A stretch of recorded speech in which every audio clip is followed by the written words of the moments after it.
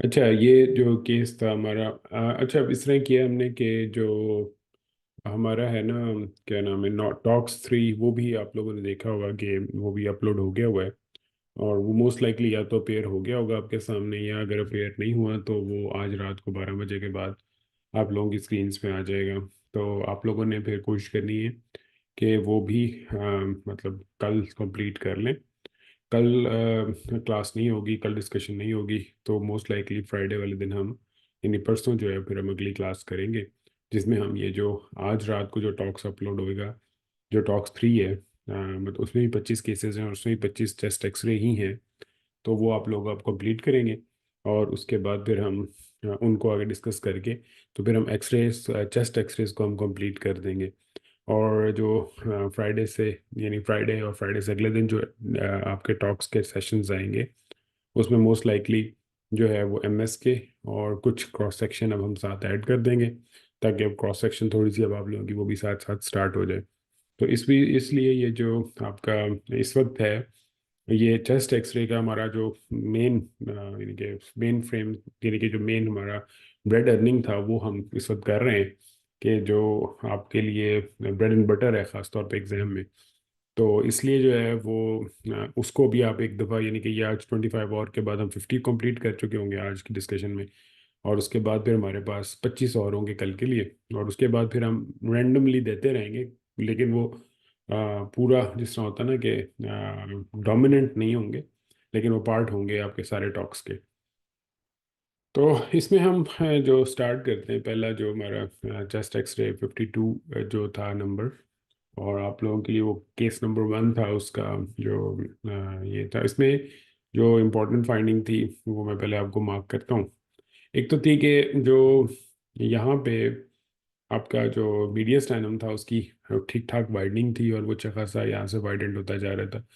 और उसके साथ दूसरी ऑप्शन ये थी कि जो ये इसमें से हमें जो एओर्टा की जो, यानी कि डिसेंडिंग एओर्टा है, उसका हमें शेडो नहीं मिल रहा, तो वो हमें आइडिया होता है कि ऊपर से घूमने के बाद वो एक लदा शेडो लाइन जा रही होती है। तो वो जो शेडो लाइन थी वो भी इसमें गायब थी, और लेकिन इसमें जो था, और ये शेडो पूरी का पूरा रेट्रोकार्डिक होता हुआ यहाँ से नीचे तक जा रहा था। तो ये अगर आप इसको, मतलब मैं पिछले के स्कैन में आपको दिखाऊं, तो एक मिनट में मार्कर ऑन करने दो, तो ये शेडो यहाँ से जा रहा था, और ये शेडो इधर से हार्ट को क्रॉस करते हुए उसके पीछे से गुजर गया। ठीक है।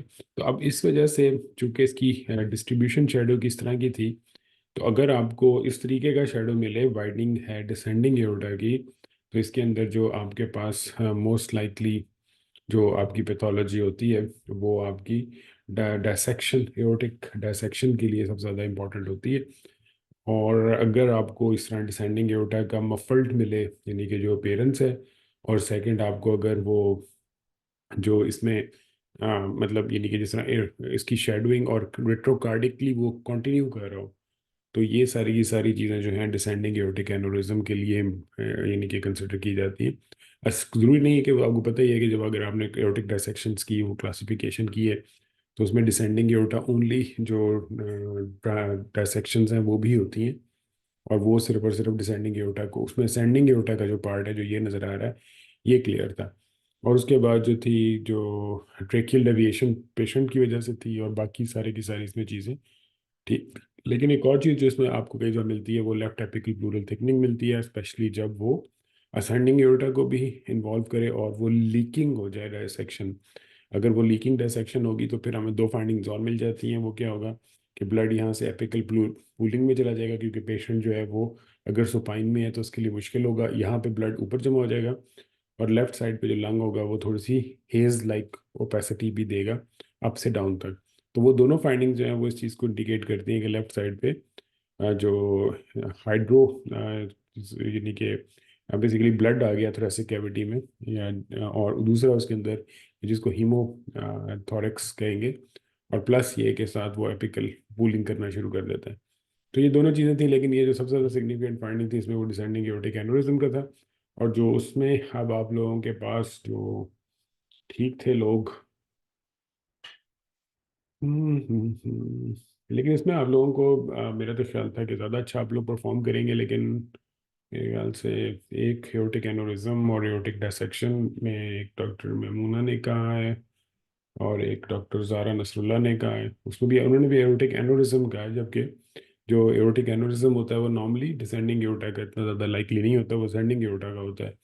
तो इस कंडीशन के अंदर आपके जो डिसेंडिंग एओर्टा अगर इन्वॉल्व हो तो फिर एओर्टिक डायसेक्शन जो आपका वर्ड है वो आप लोगों ने उसके लिए यूज़ करना है।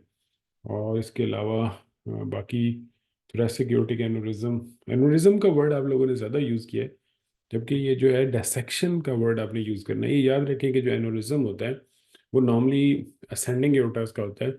जो डिसेंडिंग एओर्टा है उसमें आगे प्रेशर इतना डिस्ट्रीब्यूट हो चुका होता है कि वहाँ पे एनोरिज्म लेस लाइकली है। और अगर अगर और एक्सक्लूसिवली अगर वो डिसेंडिंग एओर्टा को इन्वॉल्व कर रहा है तो फिर तो एनोरिज्म बहुत ही लेस लाइकली है, फिर डायसेक्शन की जो पॉसिबिलिटी है वो सबसे ज़्यादा है। तो ये इसमें से एक डॉक्टर तायरा बशीर हैं, उन्होंने बिल्कुल ठीक लिखा है, dissecting aneurysm of descending aorta.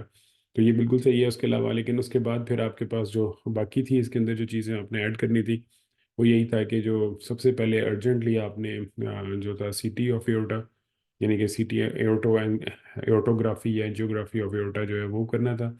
और उसकी रीज़न ये थी कि इससे आपको एक स्टेंट मिल जाता है। और फिर ये होता है कि जो सिर्फ डिसेंडिंग एओर्टिक एनोरिज्म्स का जो ये होते हैं पेशेंट्स, तो उनको हम, सारी बात है आपको पता है कि बहुत अर्जेंटली सर्जरी नहीं करते, लेकिन उसमें अंदर हम कार्डियोथोरेसिक और जो इंटरवेंशन रेडियोलॉजी है उनको इन्वॉल्व ज़रूर करेंगे।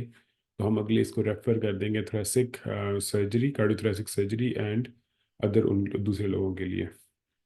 नहीं, बिल्कुल आपने इसके अंदर जो इस तरह के केसेस होते हैं ना, जिस तरह ये वाला केस है, तो इसमें अर्जेंट में अगर आप अपने डिफरेंशियल्स दूसरे देना शुरू करेंगे, जिस तरह पोस्टीरियर मीडियल स्टैनल मैस का देंगे, तो उसमें प्रॉब्लम ये होता है कि आप खुद बताएंगे इस तरह का पोस्टीरियर मीडियल स्टैनल मैस इतना बड़ा सारा कौन सा हो सकता है। मतलब सपोज करें हम कंसिडर करते हैं पी पोस्टीरियर डिफरेंशियल, तो आपको पता है कि श्वानोमा होता है वो भी एक या दो के बराबर होता है।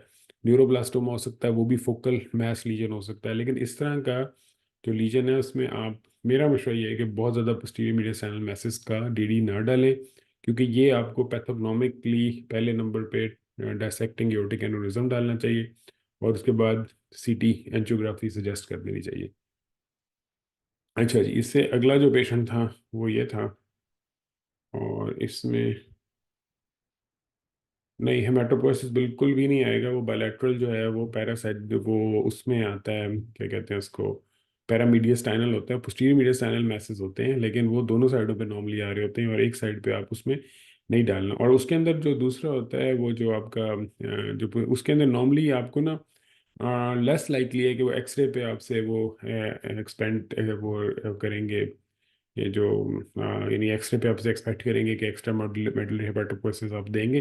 वो बायलैटरल हो ना अगर, यानी कि दोनों साइडों पे चल रहे हो, फिर वो ज़रूर पॉसिबिलिटी है। लेकिन एक साइड पे और इतना कन्वेक्स और फिर हार्ट के पीछे से वेसल को फॉलो करते हुए और फिर डिसेंडिंग एओर्टा का वो इमेज गायब होना, वो सारी की सारी चीज़ें जो हैं वो इसमें इंपॉर्टेंट है। अच्छा जी, इसके बाद फिर जो अगला पेशेंट था वो था, एक मिनट, सॉरी, ये देखें, इसमें था कि जो पेशेंट था उसमें आपको यहाँ पे सारे का सारा जो था वो सर्जिकल एम्फासीमा नज़र आ रहा था, जो राइट साइड की लंग की पूरा था। और दूसरा एक बहुत बड़ा सारा न्यूमोथॉरिक्स था जो यहाँ से ऊपर से स्टार्ट हो रहा था, इधर आ रहा था। और दूसरा इसके लेफ्ट साइड के ऊपर भी जो न्यूमोथॉरिक्स था वो काफ़ी ज़्यादा था। तो इसमें जो हमारे पास आंसर्स थे वो ठीक थे, लेकिन इसमें, और उसके बाद फिर रिब फ्रैक्चर भी था इसमें। और लेकिन ये दोनों जो न्यूमोथोरेसिस हैं हमारे लिए वो बड़े इंपॉर्टेंट है कि जो कौन कौन किस किस ने जो है दोनों साइडों पे लिया था।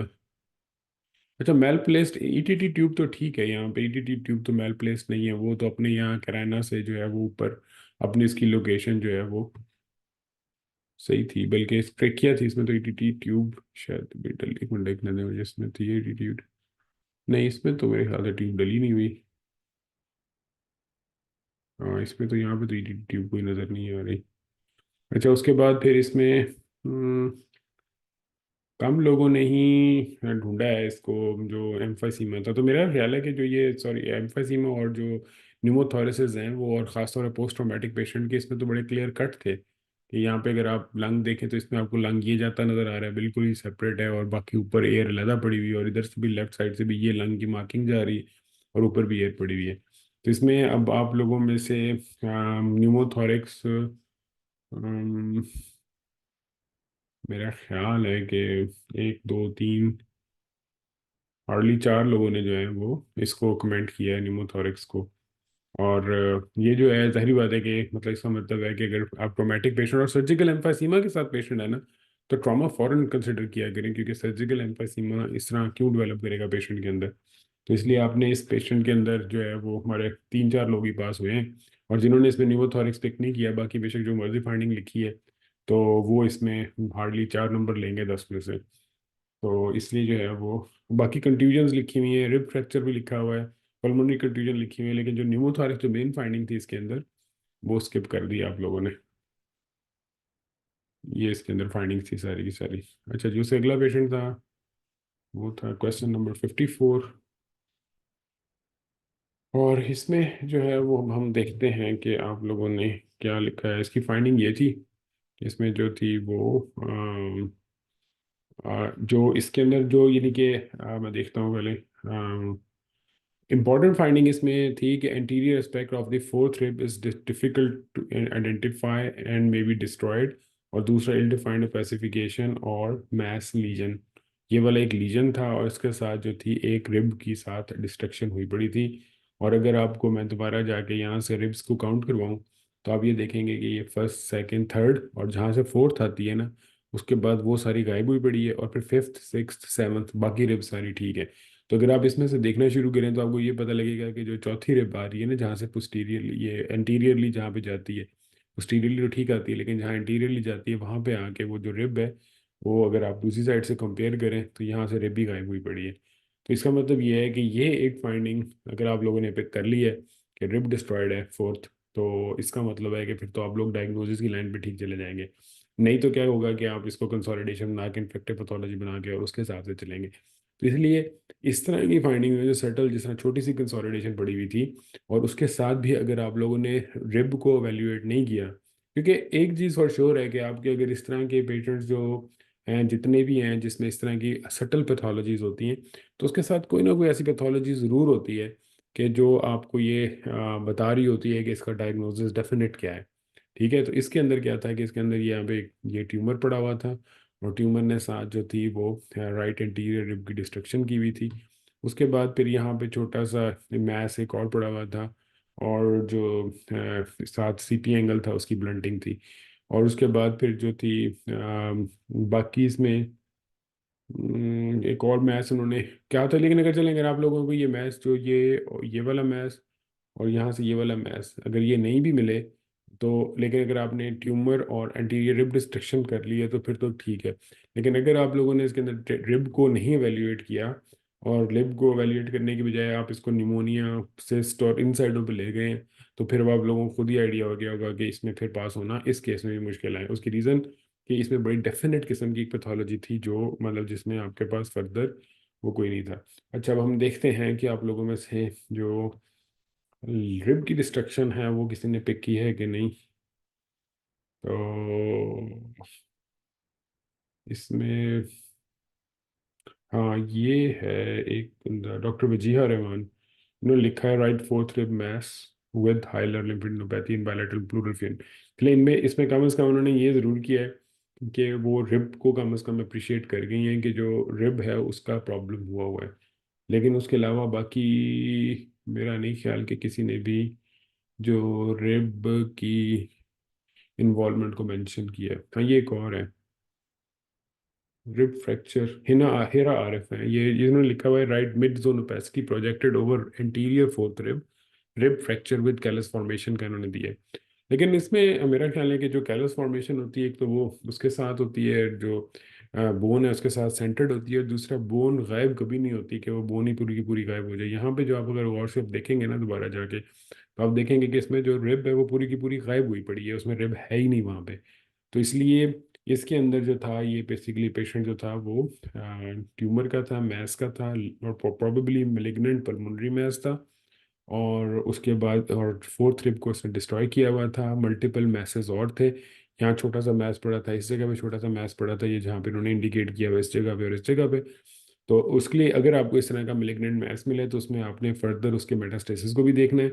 और उसके बाद फिर बाकी आपकी जो फिर फर्दर क्या करेंगे, CT chest with IV contrast, bone scan, MDT call करेंगे और उसके अंदर फिर इस पेशेंट को उनके हवाले कर देंगे कार्डिक, ये जो ऑन्कोलॉजी वाले हैं। अच्छा जी, इससे अगला पेशेंट था 55। और 55 में जो, एक सेकेंड दे मुझे, आपको इसकी पहले तो लाइन दिखाता हूँ। अच्छा, इसमें जो था ना, ये जो एक आ रही थी ऊपर से, जो नेक से स्टार्ट हो रही थी और ये यहाँ से आके ये एट्रियम के अंदर ख़त्म हो रही थी लाइन, अगर आप इसको देखें ये ट्यूबिंग जो आ रही थी। तो ये बेसिकली जो होती है, जिसमें हम लोग एक वेंट्रिकुलो पेरिटोनियल शंट डालते हैं ना, कि जिसमें जब हाइड्रोकेफलस हो जाता है तो उसके बाद फिर वहाँ से आप जो है वो पेरिटोनियल कैविटी आती है। तो उसके बाद जो है दूसरी ऑप्शन आपके पास ये होती है कि आप वेंट्रिकुलो एट्रियल शंट डाल दें। उसमें क्या होता है, उसमें आप जो आपकी है ये जो ट्यूबिंग है वो ऊपर से आएगी, ये सबक्यूटेनियस चलती है, और सबक्यूटेनियस आके ये आके इन्होंने राइट एट्रियम में ओपन कर देनी है। उसकी रीज़न ये है कि फिर जो सीएसएफ प्रोडक्शन होता है, चूंकि ऐसे पेशेंट्स नॉर्मली ऑब्स्ट्रक्टिव हाइड्रोकेफलस के होते हैं कि जिनमें सीएसएफ वापस अब्जॉर्ब नहीं हो रहा होता, तो जो एक्सेस सीएसएफ प्रोडक्शन है उसको आपने बाहर निकालना होता है। तो उसका भी तरीका ये होता है कि या तो आप वो ले ट्यूबिंग ले जाके वेंट्रिकुलो पेरिटोनियल में डाल दें, यानी कि पेरिटोनियम में उसको छोड़ दें, क्योंकि पेरिटोनियम में फ्लूइड एब्जॉर्ब करने की कैपेसिटी बहुत ज़्यादा होती है। तो जैसे जैसे ये सब आता जाता है वो एब्जॉर्ब करके उसको वापस दोबारा ब्लड के अंदर लेता जाता है। और दूसरी ऑप्शन ये है कि आप वेंट्रिकुलो एट्रियल शंट डाल दें, कि आप वेंट्रिकल से ट्यूब लें, वेंट्रिकल से सबक्यूटेनियसली आए जिसमें वही राइट पैराइटल से आते हैं, फिर उसके साथ साथ स्किन आते हुए, और आप हार्ट के अंदर इसके साथ डायरेक्ट इसको राइट एट्रियम में डाल दें। तो इसको आप क्या कहेंगे, वेंट्रिकुलो, एक मिनट, हाँ इसमें आप क्या कहेंगे, इसमें आप इसको वेंट्रिकुलो एट्रियल जो शंट है वो आप इसको कहेंगे, ठीक है। तो ये बेसिकली वेंट्रिकुलो एट्रियल शंट डला हुआ है। और उसके बाद जो आपकी, इनमें जो लोगों ने ज़्यादा कहा है उन्होंने मेल प्लेस्ड सीवीपी लाइन कहा है, जबकि आपको बताया था कि जो सीवीपी लाइन है वो एक तो बाहर से नहीं आएगी, वो कहाँ से आएगी, एसवीसी के अंदर अंदर से आएगी ना।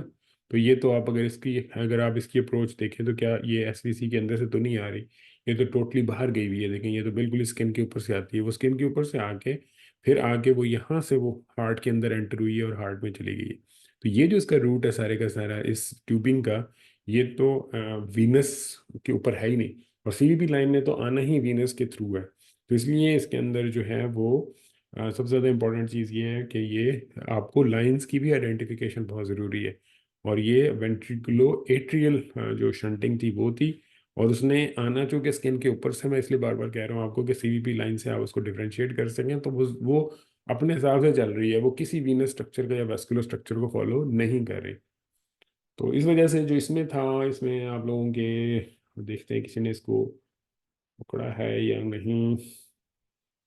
Tip of CVP line is male position, displace CVP line, CVP line तो है ही नहीं है। सीवीपी लाइन कॉक्टेशन ऑफ एओर्टा, नहीं किसी ने भी जो है ना इसमें तो बिल्कुल सारे जो है ना वो नहीं कर सके इसको डिटेक्ट। तो जो है फिर इसमें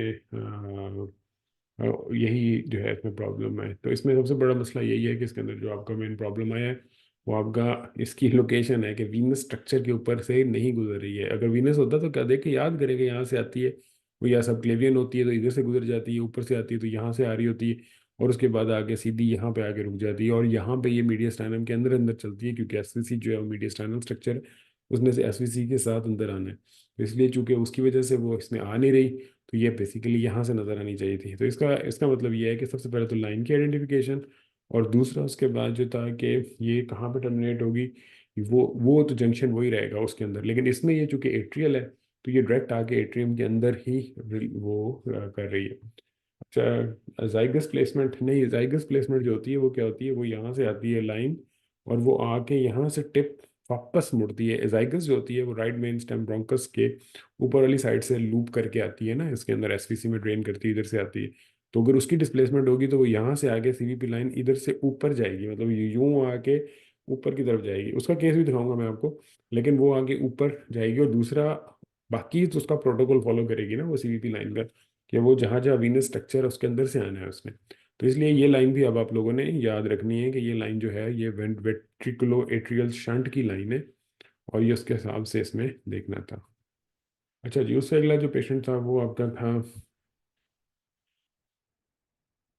ये देखते हैं आप लोगों ने सही किया है कि नहीं। इसमें ये तो जो था हार्ट बॉर्डर और जो कार्डियोथोरैसिक थी रेशो बहुत ज़्यादा इंक्रीज हो चुकी हुई थी।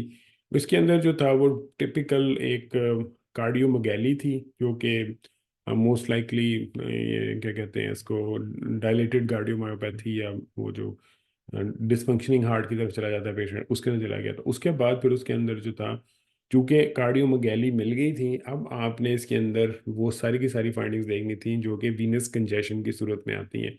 वीनस कंजेशन में क्या होता है कि जो हार्ट को वापस ब्लड आ रहा होता है वो ज़रा थोड़ा स्लो हो जाता है। तो वो जो ब्लड है वो कहाँ पूल होना शुरू होगा, लंग्स के अंदर। जब लंग्स में पूल होना शुरू होगा तो सबसे पहले क्या नजर आएगा आपको, करली बी लाइंस, क्योंकि वहां पे वो फ्लूइड जमा होना शुरू हो जाएगा। फिर पेरी हाइलर में से जो वीनस डाइवर्जन है, वो अपर साइड पे भी वीनस जो है ब्लड की ये जो प्रोमिनेंस है, यानी कि नॉर्मली होता है कि जब आप वेसल्स देखते हैं ना, तो लोअर लोब की वेसल्स हैं वो तो प्रोमिनेंट होती हैं, लेकिन अपर लोब की आपको इतनी वेसल्स प्रोमिनेंट नजर नहीं आ रही होती। तो इसमें सफेलाइजेशन या जो अपर लोब डाइवर्जन है वो थी साथ। उसके बाद फिर जो थी इसके अंदर आपके पास ये जो दोनों साइडों पे सीपी एंगल की माइल्ड सी ब्लंटिंग थी, और इसकी किस चीज़ को इंडिकेट करती है कि जब वहाँ पे ये यानी कि कंजेशन बढ़ती है तो फिर वो थोड़ा सा फ्लूइड ड्रेन करके दोनों साइडों पे प्लूरल फ्यूम बनाना शुरू कर देता है। तो ये सॉर्ट ऑफ एक केस था जो कि टिपिकल डायलेटेड कार्डियोमायोपैथी का था, जिसकी वजह से जो है वीनस कंजेशन के सारे फीचर्स थे, और फिर वो पल्मोनरी एडीमा की डेवलपमेंट की तरफ जा रहे थे। ठीक है, और इसके अंदर आपके पास जो आगे सजेस्ट करना था एको, फिर वो डायूरेटिक थेरेपी, और बाकी सारा कुछ करना था। तो इसमें माशाल्लाह कंजेस्टिव हार्ट फेलियर कह सकते हैं आप, सीसीएफ, लेकिन मेरा ख्याल है कि जब हार्ट इतना डायलेटेड है तो फिर cardiomegaly with pericardial effusion, and वो पेरिकार्डियल एफ्यूजन तो नहीं, सॉरी, कार्डियोमेगाली। और क्योंकि इसके अंदर हार्ट बॉर्डर बिल्कुल क्लियर थे दोनों साइडों के ना, तो इसलिए इसमें ये आप ज़्यादा कहेंगे एज कम्पेयर टू। अच्छा, और उसके अलावा बाकी देखने दें मुझे। हाँ ठीक है, इसमें cardiomegaly upper lobe diversion right side very good. अच्छा, उसके बाद ग्लोबुलर हार्ट बिल्कुल सही है। सॉफ्ट टिश्यू पैसिटी भी नहीं, मेरा ख्याल है सॉफ्ट टिश्यू पैसिटी जिन्होंने कही है ना वो तो नहीं ठीक, वो नहीं बांध दी। Large thyroid with mitral valve disease, वो लेस लाइकली है। अच्छा, उसके बाद फिर पेरिकार्डियल फ्यूजन ये कुछ लोगों ने नहीं, वो माइट्रल वाल्व डिजीज भी इसमें नहीं है, क्योंकि जो माइट्रल वाल्व डिजीज है उसमें भी आपको आइडिया है कि वो जो उसका माइट्रल स्टेनोसिस या माइट्रल वाल्व के अगर होगा प्रॉब्लम, तो जो बाकी हार्ट है वो इतना इनलार्ज बहुत ज़्यादा नहीं कई दफ़ा करता। उसमें जो लेफ्ट एट्रियम है उसके इनलार्जमेंट के फीचर ज़्यादा आपको मिलते हैं, क्योंकि माइट्रल वाल्व की स्टेनोसिस के साथ जो सबसे पहले अफेक्टेड यानी कि चैम्बर होगा वो लेफ्ट एट्रियम होगी। तो उसके साथ फिर वो बाकी सारी चीज़ें जो हैं वो ये इसके अंदर, और ख़ासतौर पर जो इतना ग्लोबुलर हार्ट आ जाए, तो मेरा तो ये ख्याल है कि मोस्ट लाइकली यही होगा। ठीक है, उसके बाद फिर जो है वो यानी कि बेसिकली आपने ना इसमें सीसीएफ के जिन्होंने फीचर्स लिखे हैं कि कंजेस्टिव हार्ट फेलियर की तरफ जा रहा है, तो फाइन है, मतलब अगर उसने लिख दिए हैं तो। लेकिन आप इसमें ideally cardiomegaly with venous with early development of pulmonary oedema और वही डाइवर्जन करली बी लाइंस और ये सारा कुछ लिख दिया है तो फिर बेस्ट है। और सेकंड, इसमें एको ज़रूर, जिसने एको कही है उसके लिए बहुत अच्छा है। और माइट्रल वाल्व को इस पर डायरेक्ट कॉल ना किया करें, अगर इतनी ज़्यादा एक्सटेंसिव कार्डियोमायोपैथी है ना, मतलब यानी कार्डिक फेलियर इतना ज़्यादा है और वो हार्ट इन लाइन लार्ज है, तो मेरा ख्याल है कि उसमें जो है ना वो फिर इस तरह वो नहीं करना चाहिए।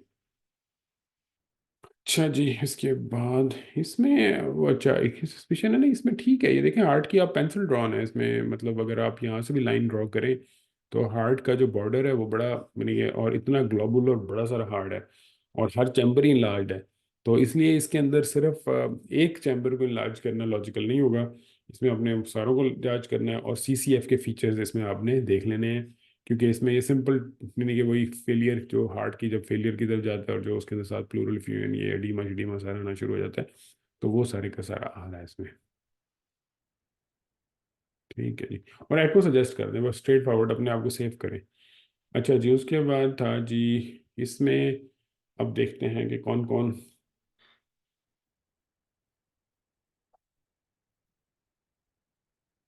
सही हुआ है। अच्छा है, क्योंकि मेरे ख्याल है इसमें तो सारों को ठीक होना चाहिए था, क्योंकि इसमें तो, एक सेकंड है, इसमें एक तो ये सर्जिकल एम्फाइसीमा था, ठीक है। दूसरा, इसमें स्कोलियोसिस का एलिमेंट था, आपने देखा होगा काफ़ी सारी स्कोलियोसिस जा रही थी, ठीक है। इसके बाद फिर जो यहाँ पे था टेंटिंग ऑफ राइट हेमिडायफ्राम थी, और उसका सर्जिकल एम्फाइसीमा था, और इसकी भी मेरे को रीज़न बताता हूँ। तो इसमें जो था ना, ये बेसिकली हुआ ये था कि ये पेशेंट स्टैब वुंड का था, यानी कि उसको स्टैब किया गया था राइट साइड से, और उसकी वजह से ये जो सर्जिकल एम्फेसीमा था वो उसको इंडिकेट कर रहा था, जबकि इसके अगेंस्ट लेफ्ट साइड पे कुछ नहीं था। तो ये चेस्ट वॉल को भी आपने इसमें यानी कि left side, left chest wall और एक्जिला का जो रीजन है, यहाँ पे सारे के सारा सर्जिकल एम्फेसीमा, और फिर यहाँ पे जो टेंटिंग ऑफ राइट हेमिडायफ्राम थी, तो वो भी मोस्ट लाइकली थी उसकी वजह से कि हो सकता है इसके अंदर ट्रॉमा या कंट्यूजन या कोई थोड़ी सी फ्यूजन सी आई हुई हो, जिसकी वजह से ये हो। लेकिन बेसिकली जो इसके अंदर आपके पास जो मेन एडवांटेज था वो उसका वही था। तो इसमें कोलैप्स अब देखते हैं कि एम्फाइसीमा, हाँ बिल्कुल सही है, डॉक्टर उज़मा ने सेलेक्ट किया हुआ राइट सर्जिकल एम्फाइसीमा।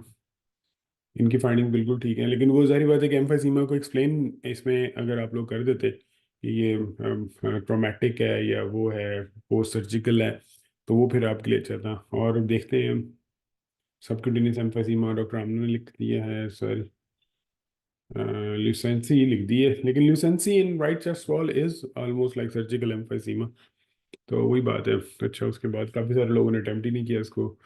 उसके बाद फिर इन्होंने लिखा, डॉक्टर मुदस्सर ने टेंटिंग लिखी हुई है, लेकिन एम्फाइसीमा इन्होंने भी नहीं लिखा। और फिर थे, हाँ ये है doctor Yusra, specks of air in right lateral chest, minimal surgical emphysema, बिल्कुल सही है। और इन्हें पोस्ट प्रोसीजरल लिख दिए। तो लेकिन ये है कि वैसे मैंने आपको इसलिए भी ये कहते कहा था कि इसमें आप लोग ये भी याद रखें कि ये मोस्ट लाइकली जो वो है क्या कहते हैं उसको, अगर इस तरह का आपको मिले, तो ये याद रखें कि स्टैब वुंड और उसकी वजह से भी हो सकता है सर्जिकल एम्फेसिमा। और इसमें जो इनकी यानी कि जो थी सजेशन वो यही थी कि ये टेंटिंग भी शायद थोड़ा सा उसकी वजह से शायद इंजरी हुई है, तो उसकी वजह से ही थोड़ा सा यहाँ पे टेंटिंग है। जबकि मेरा ख्याल है कि इसमें फाइब्रोसिस का एलिमेंट ज़्यादा चांसेस हैं कि उसके साथ भी टेंटिंग हो सकती है, लेकिन ये टेंटिंग को आपने मेंशन ज़रूर करना है। इसके आगे वॉल्यूम लॉस के ही होते हैं, सारी बातें, कोई प्रीवियस यहाँ पे एम्पाइमा बनाता है या कोई कंसोलिडेशन हुई थी जिसके बाद थोड़ी सी फाइब्रोसिस हो गई एडजेसेंट, तो उसकी वजह से जो है वो टेंडिंग डेवलप हो गई।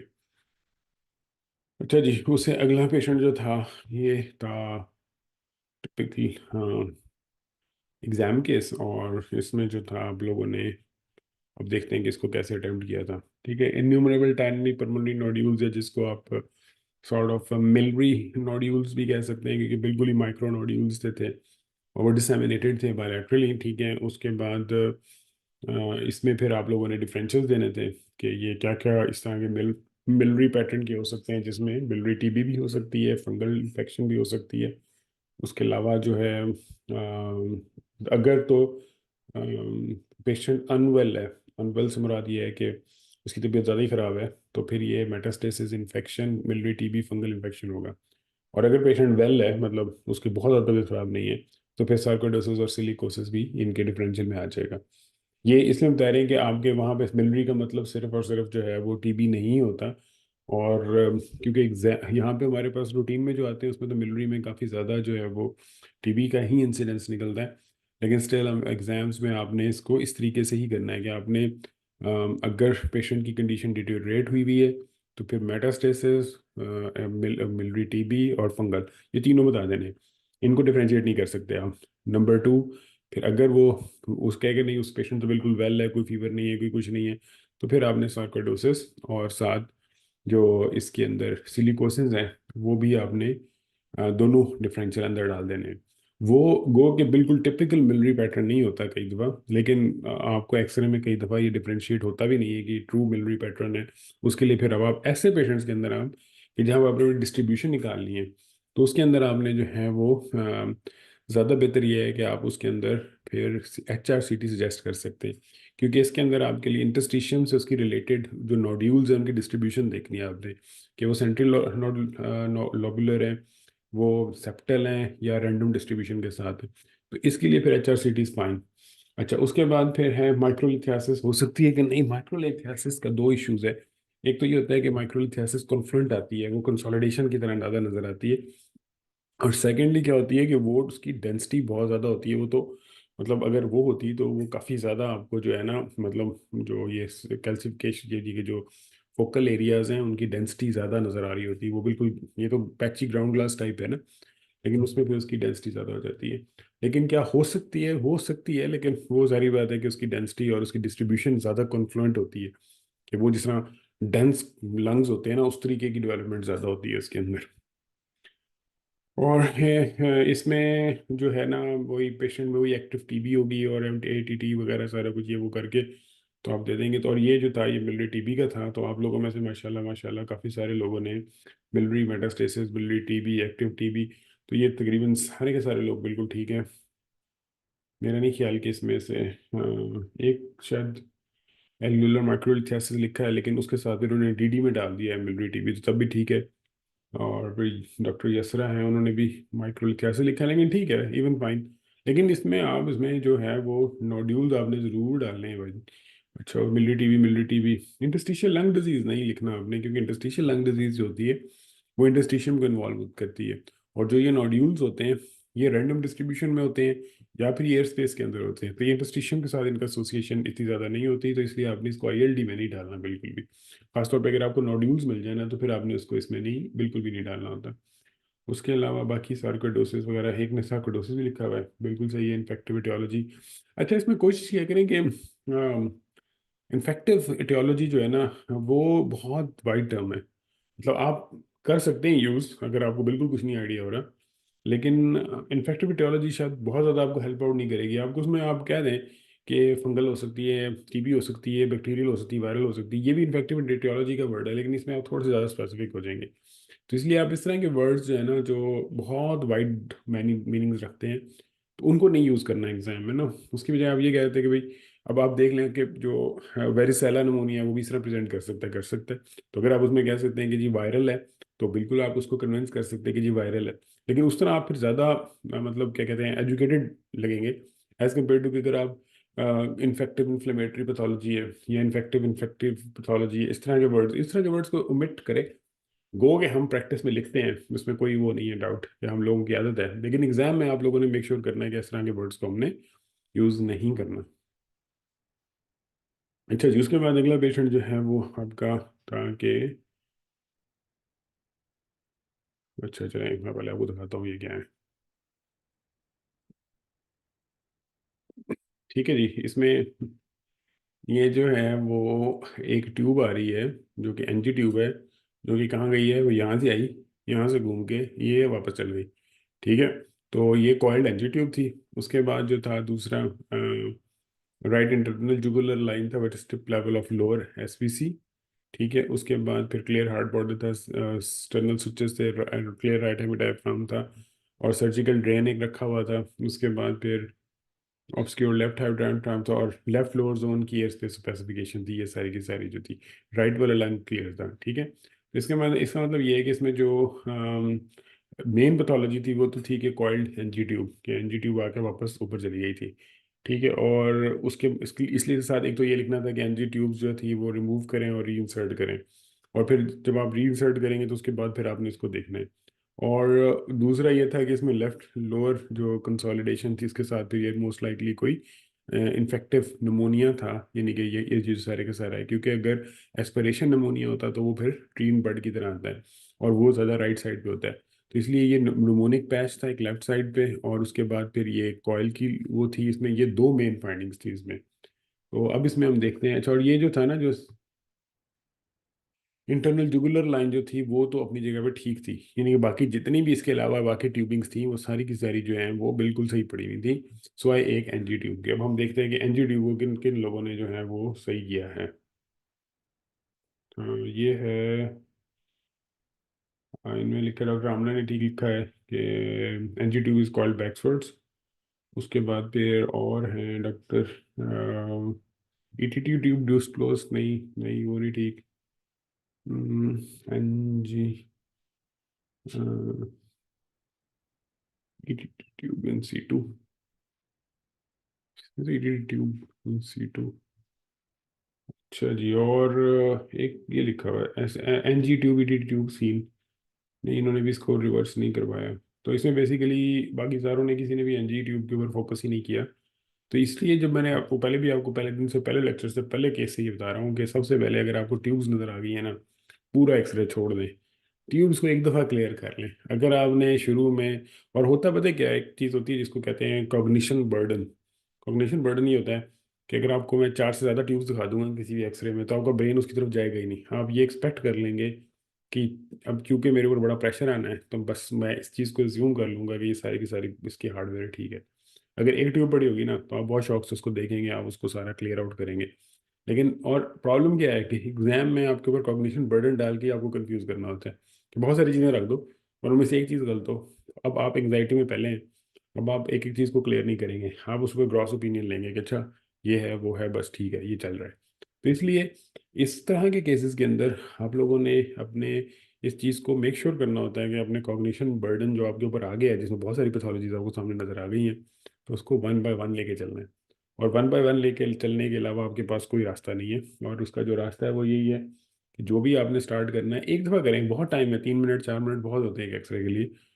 लेकिन आप अगर उसको रैंडम स्कैटर करेंगे, यानी स्टैग्मस हो जाएगा आपके आइस में, ये देख रहे हैं वो देख रहे हैं, यहाँ जा रहे हैं वहाँ जा रहे हैं, फिर कुछ भी नहीं होना। फिर आपके बहुत ज़्यादा चांसेस हैं कि आप इस चीज़ों को गलत करके बैठ जाएंगे। तो इसलिए आप लोग यहाँ तक याद रखें कि ये जो पेशेंट है ये उसका था, और इसमें सिर्फ और सिर्फ जो है malplacement of NG tube main pathology थी। अच्छा जी, उसके बाद हम अगले में चलते हैं। और अगला जो था वो 60 नंबर का था, और इसमें क्या था, सॉरी, अच्छा इसमें आपके पास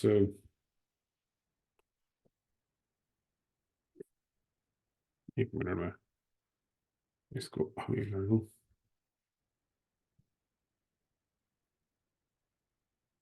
अच्छा इसमें ये जो आपका डिवाइस पड़ी हुई थी, इसकी आपको वही मैं बता रहा था कि जो पेसमेकर लीड्स हैं वो कहाँ पे होती हैं। तो उसमें एक यहाँ पे पहुँचती है और दूसरी लीड यहाँ पे पहुँचती है।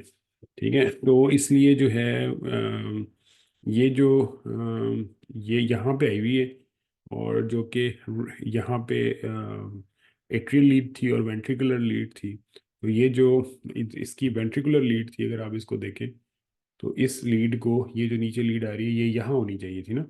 तो ये तो लीड यहीं पे आके रुक गई है। तो ये वाली लीड तो ठीक पड़ी है, लेकिन जो इसका वेंट्रिकल कंपोनेंट वाली लीड है उसको यहाँ पे आना चाहिए था।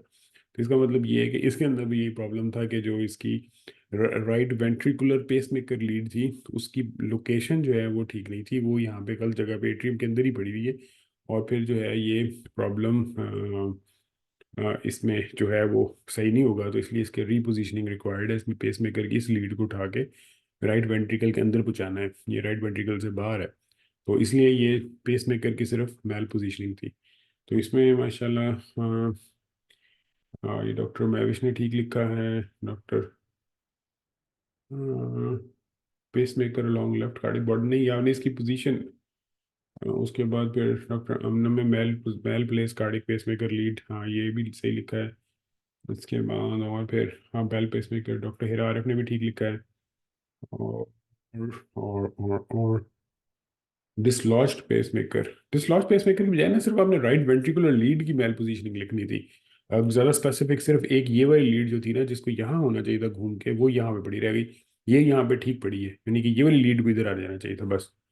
तो उसके बाद फिर अगला चले आप तो बाकी कासिम खान लिखा है पेस मेकर इम्प्लास्ट इम्प्लेस्ड, इम्प्लेस्ड नहीं है ना, यही तो मसला है इसका कि इसके पेस मेकर के अंदर ही तो प्रॉब्लम है कि ये जो लीड यहाँ आई हुई है, इसके साथ ये याद रखना है ये दूसरी लीड जो है एक यहाँ और एक यहाँ पहुँचानी है आपने।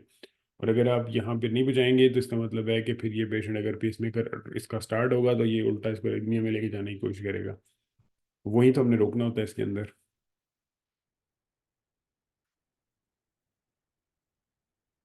अच्छा जी, उससे अगला पेशेंट जो है वो आपका 61, और इसमें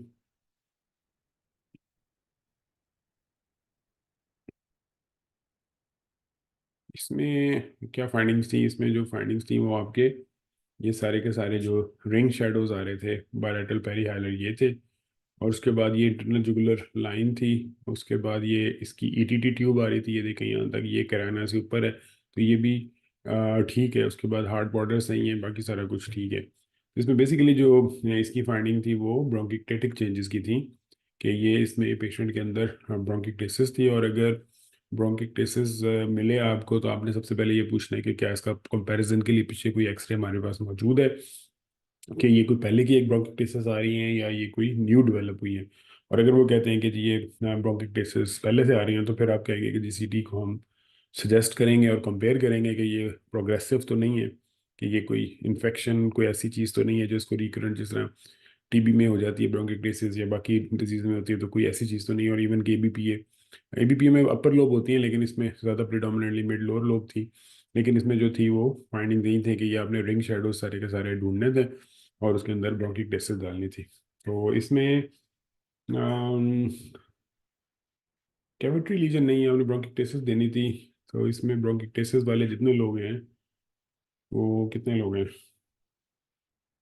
डॉक्टर यसरा, एबीपीए हिना, नहीं उसमें आपने एबीपीए लिखा है, लेकिन एबीपीए कॉल करने की बजाय आप सिर्फ ब्रोंकिक्टेसिस कहते हैं। एबीपीए आपने तब कॉल करना है, अपर लोब होंगी और उसके अंदर म्यूकस इम्पेक्शन के एरियाज होंगे, ठीक है। अगर म्यूकस इम्पेक्शन के एरियाज नहीं है ना, यानी कि आपको म्यूकॉइड फिल नहीं मिल रही, तो फिर एबीपीए आप फ्रंट कॉल ना करें, क्योंकि एबीपीए की फीचर में एक चीज़ ये है कि उसके जो ब्रोंकस हैं उसमें म्यूकस फिल्ड एरियाज होते हैं। तो क्योंकि उसकी उसकी पैथोफिजियोलॉजी में वो इंपॉर्टेंट है, तो इसलिए अगर आपको सिर्फ और सिर्फ ब्रोंकिक्टेसिस मिल रही है तो फिर प्रेफरेबली आप उसको बस ब्रोंकिक्टेसिस कॉल करके बैक ऑफ करें। लेकिन अगर आपने आपको पेस्ट्रीज मिल रही है जाती उसके साथ, या फिंगर इन ग्लव मिल रही है, तो फिर ज़रूर उसको एबीपीए कॉल करें। लेकिन अगर आप सिर्फ ब्रोंकिक्टेसिस को एबीपीए करेंगे ना, तो फिर आप एक अच्छा मतलब चलता फिरता केस जो है ना आपका, जो नहीं कि जो ठीक है, उसको भी आप जो है बेड रिडन कर देंगे। और उसकी रीज़न क्या है कि वो फिर आप क्वेश्चन स्टार्ट हो जाएगी ना आगे, कि जी ये तो फिर वो क्यों नहीं है, कहाँ पे इसका finger in glove, lower lobe क्यों हो गया है। तो वो सारी की सारी फाइंडिंग्स, तो उनको आपने मेक श्योर करना है कि इसमें इस तरह का मसला ना हो। तो इसमें से ब्रोंकिटिस हैं, दो तीन तीन चार लोगों ने किया है। लेकिन और सिस्टिक फाइब्रोसिस भी जिन्होंने लिखा है वो भी ठीक है, क्योंकि वो भी आपका जो है ना वो इसमें आ सकती हैं सिस्टिक फाइब्रोसिस भी। और बाकी डिफरेंशियल में आप बाकी भी आप सिलरी डिस्क का नज़रिए जिन्होंने लिखा है वो भी ठीक है। तो ये सही है बिल्कुल, हाँ मतलब ये काफ़ी लोगों ने ठीक किया, मतलब चार पांच लोग तो कंफर्म पास हैं इसमें, बाकी काफ़ी सारों ने अटैम्प्ट ही नहीं किया हुआ। तो इसलिए अब हम आगे चलते हैं। 62। हाँ जी, ये एक पेशेंट बड़ा टिपिकल सा एयर फ्लो लेवल और dense upper lobe right upper mid zone consolidation थी। और उसमें जो है वो इसमें जो था, मैं देखता हूँ पहले आप लोगों ने लिखा क्या है।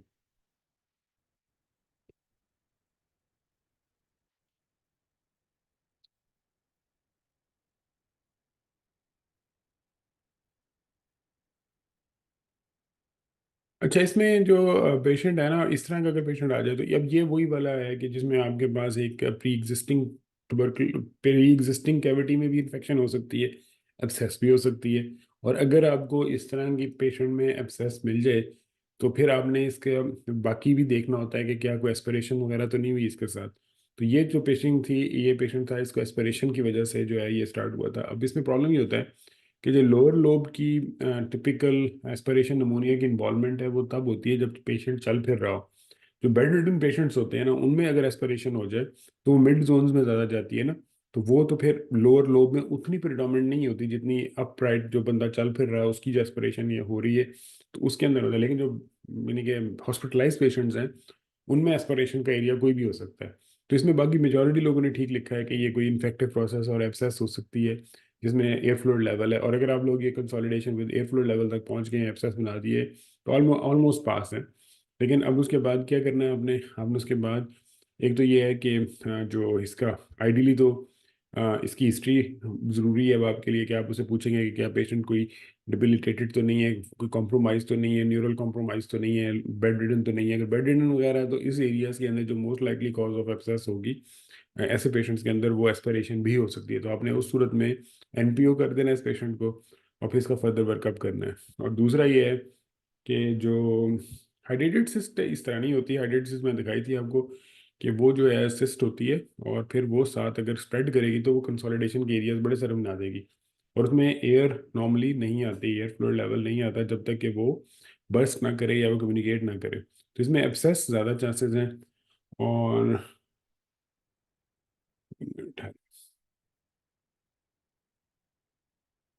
अब बाकी ठीक है, एब्सेस तक अगर आप लोग आ गए हैं तो ठीक है, और बाकी एस्पिरेशन आगे थोड़ा बहुत इसका वर्कआउट दे दें, बाकी प्रोफाइल दे दें, और उसके बाद फिर फॉलो, या तो फिर इसमें दो ऑप्शन हैं आपके पास कि या तो आप इसकी इन्फेक्टिव की ट्रीटमेंट चला के जिस तरह एटीटी वगैरह डाल के 3-4 हफ्ते के बाद देख लेंगे रिजॉल्व हो रही है, नहीं तो अदरवाइज ये है कि आप CT chest with IV contrast suggest कर दें। यहाँ पे जो हमारे बंदे हैं, यानी कि जो एग्जामिनर्स हैं, वो सीटी चेस्ट ज़्यादा बेहतर सुनना चाहेंगे, उसके अंदर आपने देखना है।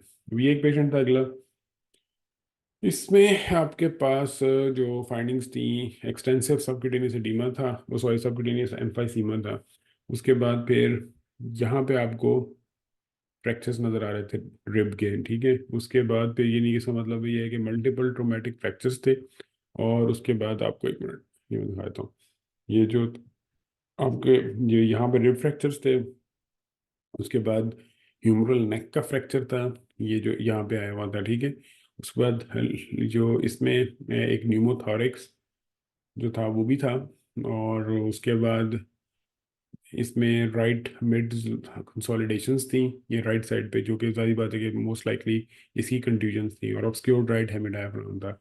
बाकी इसमें एक्सटेंसिव वही जो सर्जिकल एम्फाइसीमा था, वो चूंकि जब रिब फ्रैक्चर कर जाती है और वो कई दफा उसमें टीयर डाल देती है आगे कोई ये जो स्किन के अंदर, तो फिर जो है सर्जिकल एम्फाइसीमा उससे भी डेवलप होना शुरू हो जाता है, ठीक है। और यानी कि इसमें अब आपके पास जो राइट साइडेड न्यूमोथॉरिक्स,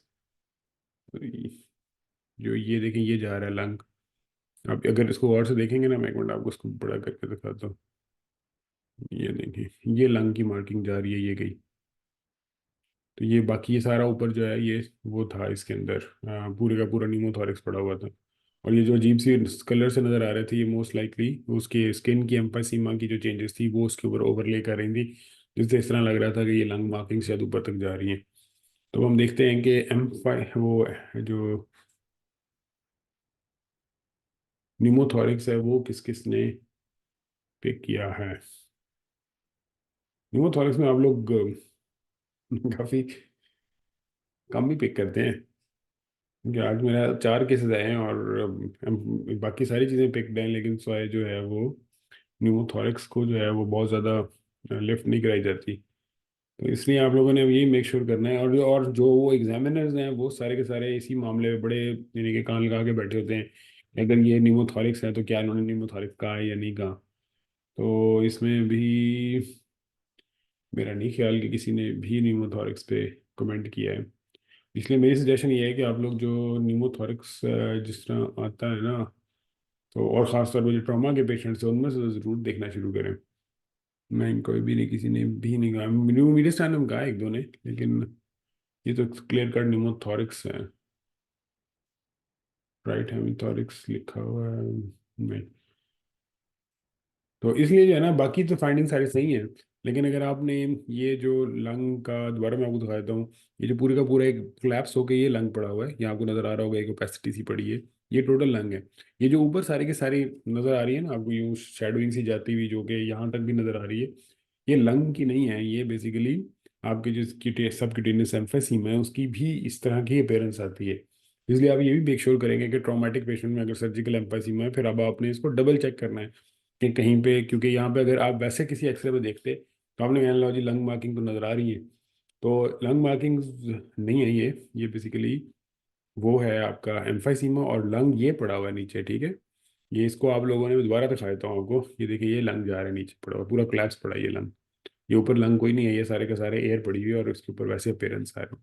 तो इसलिए ये भी जो है मेजोरिटी लोगों का मार्जिन पे पास होगा, लेकिन मेरा नहीं ख्याल कि अगर एम्फाइसीमा वो सॉरी ये वो क्या कहते हैं न्यूमोथोरिक्स होगा और आप वो मिस कर देंगे तो पास होंगे, वो बड़े हाईली अनलाइकली है। अच्छा जी। उसके बाद अगला पेशेंट था 64, और 64 को हम देखते हैं। अच्छा हाँ, ये देखते हैं ये किसने क्या लिखा है। इसमें दो चीज़ें थी, एक तो आपने देखा होगा कि यहाँ से वो ऑक्सीजन ट्यूबिंग थी सारी, पेशेंट ऑक्सीजन ट्यूबिंग था। और उसके बाद यहाँ पे एक ओल्ड रिब फ्रैक्चर था, हेमी डायफ्राम था। लेकिन यहाँ पे आपको एक ना ये नज़र आ रहा था, air under sort of right diaphragm, ठीक है। लेकिन अब हम इसमें देखते हैं कि हाँ, एक इसमें से जब ये देखें, इसमें इसमें सबसे इम्पोर्टेंट चीज़ ये थी कि अगर आप इसकी ये वाली देखें ना, तो यहाँ पे आपको एयर तो ज़रूर नज़र आ रही है, लेकिन ये नीचे से साथ बाउल भी पूरी की पूरी नज़र आ रही है, जो कि यहाँ से आके इसने इसको लिफ्ट करके ऊपर किया हुआ है डायफ्राम को। तो अगर आपका जो नीमो पेरिटोनियम होता है, तो वो बिल्कुल इक्वली उसको एलिवेट करता है, जबकि इसमें आप ये देखें कि जो एयर आ रही है वो वहाँ तक ही है जहाँ तक कि बाउल लूप है। बाउल लूप से बाहर साइड पे कोई एयर अंडर डायफ्राम नहीं है।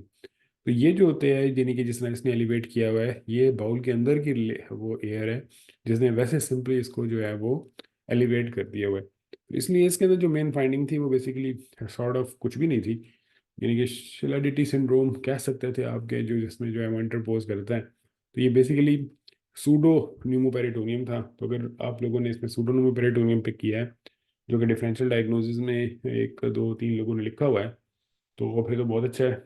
और लेकिन न्यूमोपेरिटोनियम को पहले नंबर पे नहीं आना चाहिए था, न्यूमोपेरिटोनियम को दूसरे नंबर पे आना चाहिए था, और इसको पहले नंबर पे आना चाहिए था, शिलाडिटी को। ठीक है ना, तो फिर अम, बाकी ठीक है, सारे ठीक है, और बस इसमें कुछ भी नहीं था, इसको बस आपने आगे भेज देना था। और ये इसलिए सिर्फ आपको दिखाया गया था कि आप इसको याद रखें कि यहाँ पे जो शिलाडिटी सिंड्रोम होता है वो इस तरह भी अपेयर हो जाता है कि वो आपको सूडोनोमो पेरिटोनियम की तरह नजर आता है। अच्छा जी। उसके बाद हमारे पास अगला पेशेंट था 65, और 65 में जो था वो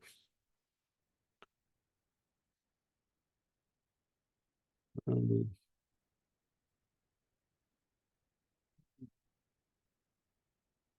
हाँ जी, अब ये देखते हैं बिजनेस की है। इसमें क्या था, इसमें फिर एक बहुत बड़ा जो था लेफ्ट साइडेड निमोथोरिक्स था, जो कि आपको मतलब यहाँ सारे के सारा ये पूरे का पूरा एरिया जो था वो, और उसकी ऐसे एनीमोथोरिक्स नजर आने की क्या रीज़न थी, वो ये थी कि ये पेशेंट जो था वो सुपाइन था। और सुपाइन होने की वजह से ये क्या कर रहा था कि इसके अंदर जो, आप अगर मैं दोबारा वापस आता हूँ आपको, और आपको जो है वो इसका इलाज करके ये वाला एरिया दिखाता हूँ, तो आपको बड़ा अच्छा तरीके से नजर आएगा। देखें ये जो है इसके साथ है, यहाँ से ये पूरे का पूरा लंग की मार्किंग जा रही है, क्योंकि यहाँ से गई, यहाँ से गई, यहाँ से आके और यहाँ पे आ गई। ठीक है, ये देखें ये सारे का सारा लंग पड़ा हुआ है, और उसके साथ बाहर वाली साइड पे सारे का सारा क्या है, ये पूरे का पूरा इसमें न्यूमोथोरिक्स पड़ा हुआ है। अच्छा, और न्यूमोथोरिक्स का जो सबसे ज़्यादा इंपॉर्टेंट इसमें क्या था कि चूंकि सुपाइन है, तो सुपाइन में एपिकल एरियाज में न्यूमोथोरिक्स सिर्फ नहीं होता, वो पूरे का पूरा स्प्रेड कर जाती है, और कई दफा एयर जो है वो सामने आ जाती है लंग के। ठीक है, तो उसके साथ सिर्फ आपको जो डेंसिटी का डिफरेंस आता है। तो इसलिए आपने ये याद रखना है कि जब आप एक्सरे रिपोर्ट करते हैं, तो उसमें ये सुपाइन जो कमेंट करना वो भी बहुत ज़्यादा ज़रूरी है। तो इसमें आप लोगों ने न्यूमोथोरिक्स और न्यूमोमीडियस्टाइनम, अच्छा, और फिफ्थ एंड सिक्स रिब्स के फ्रैक्चर थे, वो भी आप लोगों ने देख लिए होंगे इसमें। एक सेकंड मुझे दे, इसको दोबारा ऑन कर देता हूँ। हाँ, यहाँ पे नहीं, फिफ्थ और सिक्स जो छोटे छोटे फ्रैक्चर थे, और बाकी ये लंग मार्जिन था और लेफ्ट न्यूमोथोरिक्स थी। और बाकी इसमें इसमें माशाल्लाह सब लोगों ने न्यूमोथोरिक्स पिक कर लिए, मेजोरिटी ने, हाँ। और इमरजेंसी रेफरल बिल्कुल सही है, left pneumothorax, pneumothorax very good. यहाँ पे तो आप लोग, मुझे लगता है ये टिपिकल जो पैटर्न, इसमें एक ने हाइड्रल हर्निया दे दिया है, और न्यूमोथोरिक्स जिन्होंने लिखा है ना, उसकी जगह लेफ्ट न्यूमोथोरिक्स जरूर लिखा करें, जहाँ पे न्यूमोथोरिक्स इस तरह की फाइंडिंग हो ना, उसके साथ जो है ना वो जरूर लिखें। एक ने न्यूमोनिक कंसोलिडेशन दे दिया, नहीं कंसोलिडेशन नहीं है, ये जो है ना ये न्यूमोथोरिक्स है, और बहुत टिपिकल किस्म का न्यूमोथोरिक्स है। तो मीडिया स्टैनल न्यूमोथोरिक्स नहीं होता कुछ भी, न्यूमोथोरिक्स न्यूमोथोरिक्स होता है, या न्यूमो मीडियम न्यूमो मीडिया स्टैनम होता है। दोनों में से कोई एक चीज़ आपने लिखनी है। मीडिया स्टाइनल न्यूमोथोरिक्स मेरा नहीं ख्याल कोई वर्ड होता है इस रंग का ना, यानी कि आइडियली तो आपको या तो न्यूमो मीडिया स्टैनम लिख देना चाहिए या न्यूमोथोरिक्स लिखना चाहिए। न्यूमो मीडिया स्टैनम मीन्स के air in the mediastinum, pneumothorax means air in the thoracic cavity. अच्छा जी, उसके बाद केस नंबर 66 पे जाते हैं हम। और 66 में जो था आपका, अगर आप लोगों ने, वाह माशाल्लाह सही है, काफ़ी सारे लोग तो ठीक हो गए हैं देखते ही। इसमें जो आपका मेन फाइंडिंग थी वो आपका इसका राइट ह्यूमरल का फ्रैक्चर था, ये जो यहाँ पे, अब इसलिए आपको चेस्ट एक्सरे दिखाया जा रहा था केस में राइट साइडेड ह्यूमरल नेक फ्रैक्चर था। उसके अंदर न्यूमोथोरैक्स रिब फ्रैक्चर वगैरह कोई नहीं था, बाकी सारा कुछ ऑलमोस्ट ठीक था। स्वाई एगमेंटेशन थी थोड़ी सी हेमी की, इसकी खैर है, ये तो रूटीन की फाइंडिंग है। तो इसमें लेकिन जो मेन फाइंडिंग थी वो आपकी यहाँ पे जो फ्रैक्चर ऑफ सर्जिकल नेक जो थी इसकी, लेफ्ट राइट ह्यूमरस की, वो थी। तो इसमें आप लोगों ने फ्रैक्चर लिखा है, लेकिन एक्स्ट्रा फाइंडिंग्स राइट न्यूमोथोरिक्स ये वो वगैरह कुछ नहीं लिखना, बिल्कुल भी न्यूमोथोरिक्स तो बिल्कुल भी नहीं था। और एक दो, ये भी सही है। डॉक्टर महवेश, डॉक्टर आमना, डॉक्टर और कौन है, और किसी ने लिखा। तो इसलिए जो है ना, इसका मतलब ये है कि आप लोगों ने इसको, किसी ने भी ज़्यादा जो है वो बोन्स पे फोकस नहीं किया हुआ। तो ये इम्पोर्टेंट चीज़ है कि आप लोगों ने जो अपना चेकलिस्ट है उसमें बोन्स को ज़रूर इन्वॉल्व किया करें। कि ये वाली बोन, यानी कि आप जब तक उसको फिजिकली बोन्स को नहीं देखेंगे ना, तो फिर आप इस तरह की सटल फाइंडिंग मिस कर सकते हैं। उसमें कई तो ये होता है कि छोटा सा बोन पे स्क्लेरोटिक लीजन पड़ा होता है, कोई एरोजन पड़ी होती है, कुछ भी पड़ा होता है। तो वो सारे के सारे आप लोगों ने जरूरत जरूर मेंशन करना होता है। तो इसमें सिंपल इस पूरे के अंदर सिर्फ ये जो इसका फ्रैक्चर था ये कल्ट फाइंडिंग थी, और ये बहुत ज़रूरी थी आप लोगों के लिए पिक करनी। अच्छा जी, उसके बाद पेशेंट 67 था। उसके अंदर जो था वो आपके पास था, ये फिर एक वही जो पहले हम देख चुके हुए हैं केस के। यहाँ पे क्या हो रहा था कि आपके पास दो तीन फाइंडिंग्स थी। एक तो ये था कि लार्ज हाइडल हर्निया था, ठीक है, जो आपको यहाँ पे पीछे प्रोजेक्ट कर रहा था हार्ट के नीचे। और दूसरा क्या था कि जो लेफ्ट हार्ट बॉर्डर था, अभी आप इसको वापस आपको दिखाता हूँ पैर मार्किंग के। यहाँ पे अगर आप देखेंगे तो इधर आके जो लेफ्ट लोअर हार्ट बॉर्डर है, जिस तरह की क्लियर कट हमें हार्ट का शेडो नजर आता है, वो नजर नहीं आ रहा था। इसका मतलब दो फाइंडिंग थी। एक तो ये फाइंडिंग थी जो पूरे का पूरा एक एयर फील्ड एरिया पड़ा हुआ था, और दूसरा ये लेफ्ट हार्ट बॉर्डर की गायब होना था, और साथ ही कंसोलिडेशन का पैच पड़ा हुआ था। तो इसका मतलब ये था कि इसमें आपके पास जो दो मेन फाइंडिंग्स थी, वो एक यही हाइटल हर्निया, और दूसरा लेफ्ट लोअर लोब की कंसोलिडेशन या pneumonia with obscured left heart border, ठीक है। इनके नंबर थे। तो इसमें लेफ्ट हार्ट बॉर्डर नहीं, अच्छा जी, left chest wall pleura benign lesion नहीं। अच्छा जी, इसमें किसी ने भी कंसोलिडेशन नहीं लिखा। वो लिखा हुआ है हाइटल हर्निया, काफ़ी लोगों ने स्लाइडिंग हाइटल हर्निया भी लिखा हुआ है, लेकिन स्लाइडिंग हाइटल हर्निया को कमेंट ना किया करें, क्योंकि वो हमें नहीं पता कि स्लाइडिंग है या फिक्स्ड है। तो उसको बस सिर्फ हर्निया या हाइटल हर्निया लिख दिया करें। उसके बाद जो है फिर एब्सेस दी गई है, इन्फेक्टेड सिस्ट नहीं। इस जगह पे सिस्ट एब्सेस वगैरह ना लिखा करें, क्योंकि जो सिस्ट एब्सेस होती है वो एक साइड पे होगी ना, वो मिड मिड पे तो नहीं आएगी। वो या लेफ्ट लंग में होगी या राइट लंग में होगी, तो वो रेट्रोकार्डिक या एंटीरियर टू कार्डिक तो बहुत लेस लाइकली है ना कि कोई मतलब इस तरह की एब्सेस बने। तो इसलिए आप उसमें तो उसको रखेंगे। और दूसरा ये जो इसमें सबसे ज़्यादा इंपॉर्टेंट चीज़ थी ना, वो ठीक है, जो diaphragmatic hernia with left side pleural fin, pleural fin नहीं थी ये, देखें आप, इसमें प्लूरल फिन होती है, तो वो तो मतलब बिल्कुल मिनिमम सी है, ये कोई इतनी सिग्निफिकेंट फाइंडिंग नहीं है। असल फाइंडिंग तो ये थी कि आपको इसमें हार्ट बॉर्डर ही नजर नहीं आ रहा पूरा का पूरा। कहाँ है हार्ट बॉर्डर? देखिए यहाँ से तो हार्ट आ रहा है, यहाँ से आगे यहाँ गायब हो गया। अब यहाँ पे आप किस जगह पे लाइन लगाएंगे कि ये हार्ट बॉर्डर कहाँ है?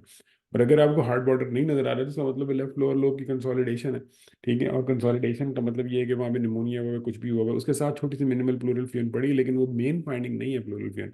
अगर ज़्यादा बड़ी होती तो वो तो इस तरह फिर ऊपर चली जाती ना, यहाँ पे फिर ये जो अंदर डेप्थ जा रही है वो तो कम से कम खत्म हो जाता। तो इसमें इस केस में भी बस मार्जिन पे दो तीन लोग पास हैं। ऑब्ट्यूज एंगल वगैरह ये जो होती है ना, इसमें जो रेट्रोकार्डिक इस तरह के एरिया आते हैं ना, उसमें फिर एंगल एंगल हमारे इतने काउंट नहीं होते। तो कि भाई वो उसका लंग का है या नहीं है, वो तो दरमियान में पड़ा हुआ है, उसको तो लंग्स के साथ मेरा ख्याल है कोई इतना ताल्लुक भी नहीं है। अच्छा जी, अगला जो 68 था, और 68 जो था उसमें, ये आपने खैर देख लिया। उसके बाद हम 68 में चलते हैं। अब 68 में देखते हैं कौन कौन जो लोग हैं वो ठीक गए हैं। इसमें वही था कि राइट हार्ट बॉर्डर गायब हुआ हुआ था, ठीक है। और राइट हार्ट बॉर्डर गायब होने के साथ जो था वो राइट का जो लोअर लोब था उसमें आपका कंसोलिडेशन थी। और इसके अलावा इसमें जो एक और चीज़ थी वो बड़ी इंपॉर्टेंट थी, वो क्या थी कि जो इसमें अगर आप इधर आए, तो मैं एक मिनट इसको बड़ा करके दिखाता हूँ आपको। तो यहाँ पे आपको एक ये पूरी कैल्सिफाइड एरिया नज़र आ रहा था, ये देखिए ये पड़ा हुआ है। तो इसका मतलब ये है कि ये जाहिर बात है लंग की बाउंड्री से बाहर था, तो ये मोस्ट लाइकली लिवर के अंदर था। और लिवर में अगर कैल्सिफाइड सिस्ट नज़र आ जाए, तो वो मोस्ट लाइकली आपके लिए हाइड्रेटेड सिस्ट होती है, कैल्सिफाइड हाइड्रेटेड सिस्ट। ठीक है, तो इसका मतलब ये था कि इसमें बेसिकली एक तो हार्ट का राइट बॉर्डर गायब। तो राइट बॉर्डर, तो इसका क्या मतलब है कि राइट मिडल लोब का, मतलब हमने ये याद रखना है कि राइट का अगर बॉर्डर गायब है तो राइट मिडल लोब नमूनिया, बस आपने सिर्फ बहुत ज़्यादा याद नहीं रखना कि जी right border is obscured, so most likely possibility is right middle lobe consolidation, right middle lobe pneumonia. उसके बाद दूसरा इसके अंदर फाइंडिंग वो थी जो किनोकोकस या जो हाइड्रेटेड सिस्ट थी, और इसकी वजह से ये सारे का सारा बाकी प्रॉब्लम बना हुआ था। तो इसलिए इसमें अब हम देखते हैं right perihilar mass with right pleural इफ यू नहीं, सिस्टिक लीजन बिल्कुल ठीक है इसमें, एब्सेस हाइड्रेटेड ठीक है, लेकिन आपने अगर इसमें ये हाइड्रेटेड दी है और ये वाली फाइंडिंग मिस की है तो तब भी 50% मार्क्स हैं। तो ये बेसिकली ज़रूर याद रखें कि दो कंकरेंट पैथोलॉजीज भी हो सकती हैं, और इसमें राइट मिडल लोब की ये पूरे का पूरा पैच कंसोलिडेशन पड़ी थी, जिसके साथ राइट मिडल लोब गायब हुआ हुआ था। तो राइट मिड विद नो, अच्छा इसमें देखें कि लिखा है right radio opacity right mid zone with no cavitation, इससे आपको कोई नंबर नहीं मिलना। आपने उसकी साइड पे लगाना है, कंसोलिडेशन है राइट मिडल लोब की, राइट हार्ट बॉर्डर ऑब्सक्योर्ड है, so it's right middle lobe pneumonia, बस यहाँ तक भी आप लिख देंगे ना तो आपका आधा केस ठीक है। उसके बाद दूसरा कैल्सिफाइड सिस्ट है, उसमें लंग के लिवर के अंदर, तो इसका मतलब है कि ये हाइड्रेटेड सिस्ट है, ये लिखेंगे तो आपके नंबर जो है वो 8/10 हो जाएंगे। तो अगर आप लोगों ने ये दोनों लिख दिए, बाकी जो है वो इसमें भी काफ़ी मतलब लोगों ने कम ही लिखा है, और तो इसलिए आप इसको ज़रा मतलब ये जो खास तौर पे हार्ड बॉर्डर्स हैं और ये जो चीज़ें हैं ना, इनको ज़रा मेक श्योर किया करें कि बहुत तसल्ली से देखा करें। जिस तरह बोन्स देख रहे हैं आप, उसी तरह हार्ड बॉर्डर्स को भी बड़ा तसल्ली से देखना है आपने। अच्छा जी, उसके बाद फिर था 69 नंबर।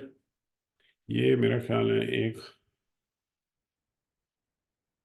उन लोगों के लिए जो कि FRCR के लिए जा रहे हैं, तो ये केस तो लगता ही लगता होता है, ठीक है। तो इसमें जो है ना आपने ये जिस तरह की ये सारे के सारे एरियाज पड़े हैं, तो ये क्या होते हैं, आपके मल्टीपल प्लूरल प्लैक्स हैं जो कि पूरी साइड में डिस्ट्रीब्यूटेड हैं, और ये आपने हार्डली 1 मिनट लगाना होता है इस केस को ख़त्म करने के। मल्टीपल कैल्सिफाइड प्लूरल प्लैक्स हैं जो कि रैंडम डिस्ट्रीब्यूशन में, and most likely related to the asbestos related lung disease और एस्बेस्टोस रिलेटेड लंग डिजीज या पोस्ट एस्बेस्टोस एक्सपोजर। और एस्बेस्टोसिस का वर्ड नहीं यूज करना है कभी भी, क्योंकि एस्बेस्टोसिस जो होता है वो स्पेसिफिक किस चीज़ के लिए होता है कि fibrosis induced due to asbestos exposure. तो asbestos related lung lung disease आपने वर्ड यूज करना है, क्योंकि उसके साथ ये सारे के सारे डिजीज उसके साथ एसोसिएटेड है। तो इसलिए और ये तीन आपने लिख के उसके बाद फिर बाकी सारी बात है कि इन पेशेंट्स को आपने रेगुलर फॉलोअप पे रखना होता है, क्योंकि इन पेशेंट के अंदर आपके पास वो ज़्यादा इंपॉर्टेंट होता है। दूसरा इसके अंदर एक और चीज़ थी, वो ये था कि अगर आप इसमें जाए ना पिछले केस में, तो यहाँ पे एक अगर आपको मैंने बताया था कि आपने दोनों एरियाज को ना हमेशा कंपेयर करना है।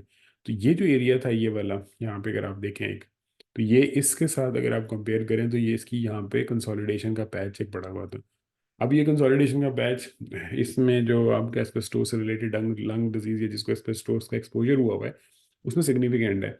और ये फिर हमने क्या करना है, क्योंकि ये ब्रोंकोजेनिक कुछ भी हो सकता है, हमें नहीं पता, तो अब हम इसको यही कहेंगे कि 3 वीक्स फॉलोअप पे आप आएंगे, हम इस कंसोलिडेशन पैच को दोबारा देखेंगे, और अगर वो रिजॉल्व हो गया हुआ तो वेल एंड गुड, अगर नहीं रिजॉल्व हुआ, और जरूरी नहीं है आप एग्जैक्ट 3 वीक्स का वर्ड यूज़ करें, 4 to 6 वीक्स भी कह सकते हैं, इसमें किसी को प्रॉब्लम नहीं है। ठीक है, 4 to 6 वीक्स के बाद पेशेंट को वापस बुला लेंगे, उसके बाद हम उसको दोबारा इमेज करेंगे, इमेज करने के बाद अगर वो खत्म हो गया तो वेल एंड गुड, अगर नहीं खत्म हुआ तो फिर अब हमें आर एल ओपेसिटी सस्पिशियस हो जाएगी, और जब सस्पिशियस हो जाएगी तो हम फिर इसके लिए फर्दर सीटी चेस्ट करेंगे, प्लूरल बायोप्सी हो सकती है, या उसको जहाँ भी लोकलाइज होगा ट्रांसथोरेसिक बायोप्सी होगी, और फिर हम उसको देखेंगे। तो इसलिए जो है आपने इसको इस तरीके से इस पेशेंट को लेके चलना है। तो इसमें हम sir TBM, asbestos related lung disease, asbestos related lung disease बिल्कुल। अब जिन जिन लोगों ने एस्बेस्टोसिस लिख दिया है ना, अब आप ये देखें कि एस्बेस्टोसिस वालों का ये ठीक नहीं है। उसकी रीज़न ये है कि एस्बेस्टोसिस का definition means asbestosis is fibrosis of the lungs due to asbestos exposure. So that's just like a part of the asbestos related lung disease. ये जो प्लूरल प्लैक्स हैं ये एस्बेस्टोसिस नहीं होते हैं, ठीक है। इसलिए आपने ये याद दोबारा अच्छी तरह रखना है कि अब इसमें बहुत सारे लोगों ने ना बिल्कुल ठीक पिक किया है, सारा को सही लिखा है कि वो हनी हॉली लीफ लाइक साइन है, ये है वो है, लेकिन जब जहाँ प्रिंसिपल डायग्नोसिस की बारी आई वहाँ पे एस्बेस्टोसिस, तो अब एस्बेस्टोसिस का वर्ड नहीं बिल्कुल भी यूज़ करना है, इसको मेक श्योर करें कि आपने एस्बेस्टोस रिलेटेड लंग डिजीज का वर्ड यूज़ करना है। Asbestosis is only for fibrosis, क्योंकि फाइब्रोसिस हुआ होता है ना इसके साथ, तो और वो एस्बेस्टोस की हिस्ट्री होती है, तो फिर आप एस्बेस्टोसिस कहते तो बिल्कुल ठीक था। लेकिन इस पेशेंट में तकरीबन सारे लोगों ने एस्बेस्टोसिस ही लिख दिया, काफ़ी सारों ने। ये नहीं, ये बिल्कुल आप लोगों ने द्वारा लिखना है, ये आप लोगों ने हमेशा एस्बेस्टोस रिलेटेड लंग डिजीज लिखना है, या एस्बेस्टोस रिलेटेड प्लूरल डिजीज लिख दें, वो भी एक्सेप्टेबल। लेकिन pulmonary asbestosis not this thing, वो तो बिल्कुल ही फाइब्रोसिस को कहते हैं आप, ठीक है। और पल्मोनरी हेमरेज भी लिखा है किसी ने, और बाकी प्लूरल प्लैक्स नहीं। आपने ये इसलिए आप मेक श्योर करें इसमें जो है ना, ये यानी वर्ड्स टर्म्स कंडीशन ये आपकी सारी सारी बिल्कुल क्लियर होनी चाहिए, आपकी डेफिनेशंस वगैरह खास तौर पे, ठीक है। तो यहाँ तक तो बिल्कुल आप लोग ठीक है माशाल्लाह। और बाकी इस कंसोलिडेशन को किसी ने पिक नहीं किया, तो इसलिए मैं आपको फिर बार बार एक ही बात बता रहा हूँ कि आप जब लंग्स देख लें और आपको इतनी बड़ी पैथोलॉजी सामने नजर आ जाए, चेकलिस्ट को ना छोड़ें। चेकलिस्ट में आपका दो तरीके हैं, एक तो ये है कि वो क्या कहते हैं, रिब टू रिब कंपैरिजन करें, जो कि कई एग्जाम में एंग्जाइटी के अंदर पॉसिबल नहीं होता। नहीं तो अदरवाइज कम से कम उसके तीन हिस्से कर लें लंग के। ऊपर का हिस्सा ऊपर के साथ कंपेयर कर लें, दरमियान का हिस्सा दरमियान के साथ कंपेयर कर लें, नीचे का हिस्सा नीचे वाले के साथ कंपेयर करें। लंग से लंग कंपेयर करने का कोई फायदा नहीं, क्योंकि आप इतना सारा आपका जो आई फील्ड है ना वो कंपेयरिंग नहीं कर सकता। तो अगर आप दोनों साइडों पे लंग से पूरे लंग को देख रहे हैं ना, तो यकीन माने फिर आप नहीं पिक कर सकते। तो उस वक्त पिक करने का तरीका सिर्फ एक है कि आप उसके लंग्स के अपर मिडल लोअर जोन को डिवाइड करें। तीन आर्बिट्रेरी लाइंस बनाएं कि ये ऊपर वाला हिस्सा है, ये दरमियान वाला हिस्सा है, ये नीचे वाला हिस्सा है।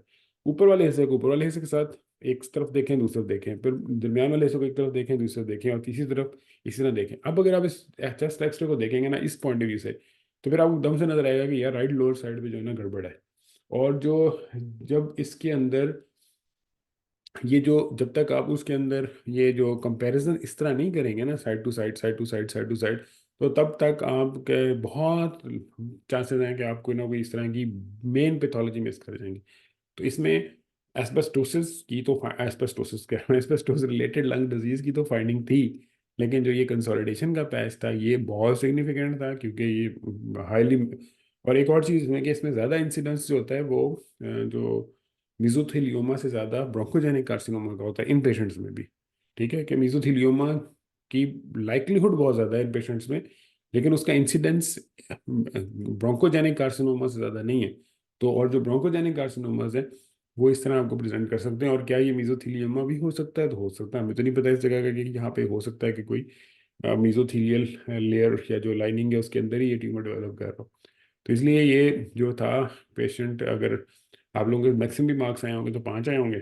और लेकिन जो ये वाली पैथोलॉजी थी ये किसी ने भी पिक नहीं की, और उसकी रीज़न क्या थी कि आप लोगों ने इसको क्या कहते हैं टनल विजन के साथ देखा हुआ है, आपने इसको कंपैरेटिव अपना पूरे मुकम्मल अपना उसको नहीं किया।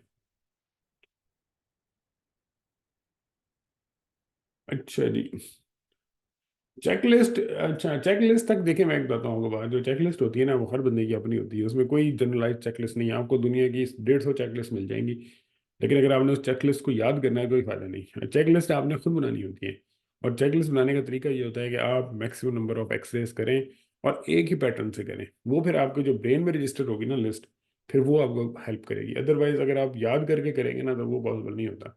तो चेकलिस्ट का अपना हर बंदे की, मेरा ये पॉइंट होता है कि चेकलिस्ट आपकी अपनी होनी चाहिए, और आप उसको खुद डेवलप करें ताकि आपको याद रहे कि आपने क्या क्या डेवलप कर लिया है। अच्छा जी। अगला पेशेंट था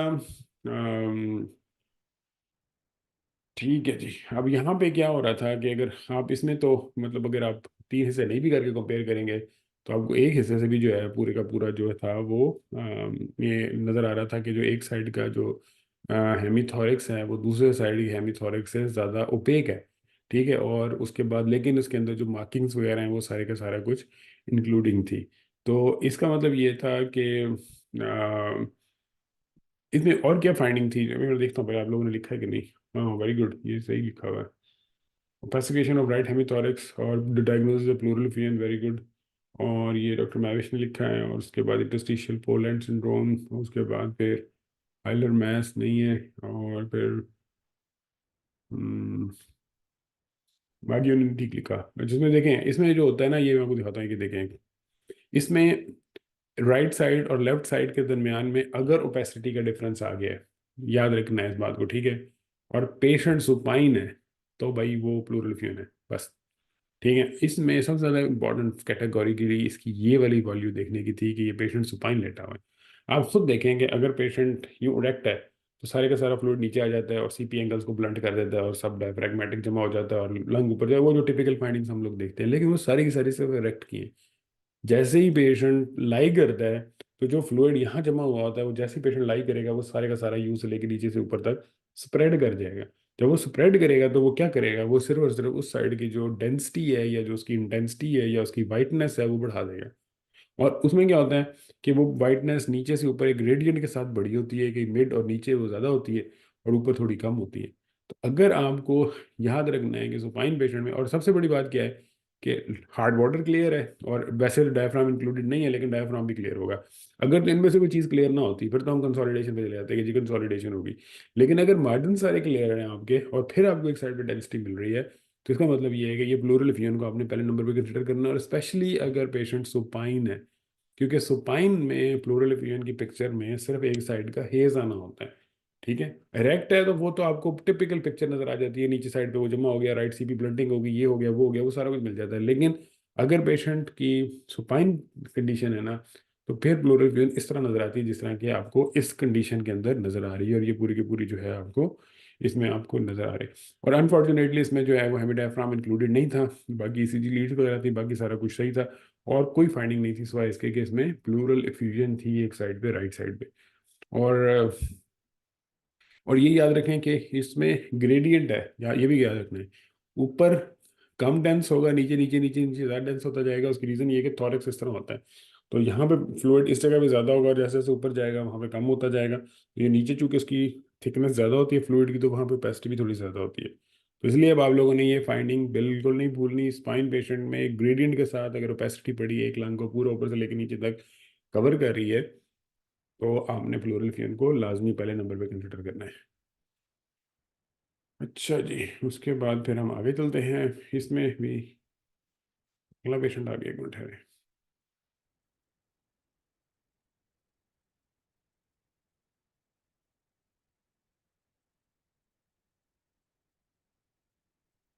ये देखिए जी, इसमें क्या था, इसमें जो है ना लोबुलेटेड इनलार्जमेंट थी बायलैटरल, जो था वो उसकी हाइला की।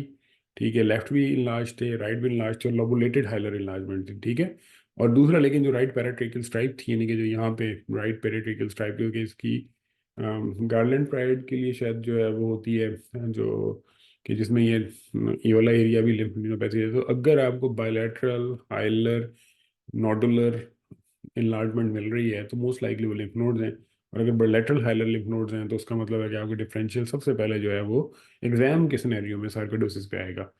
ठीक है, तो उसमें अब हम देखते हैं कि सारा ने ठीक लिखा है, डॉक्टर आमना ने भी ठीक लिखा है, डॉक्टर सैरिश ने ठीक लिखा है, डॉक्टर ममूना ने सार्कोइडोसिस लिखा है, वेरी गुड।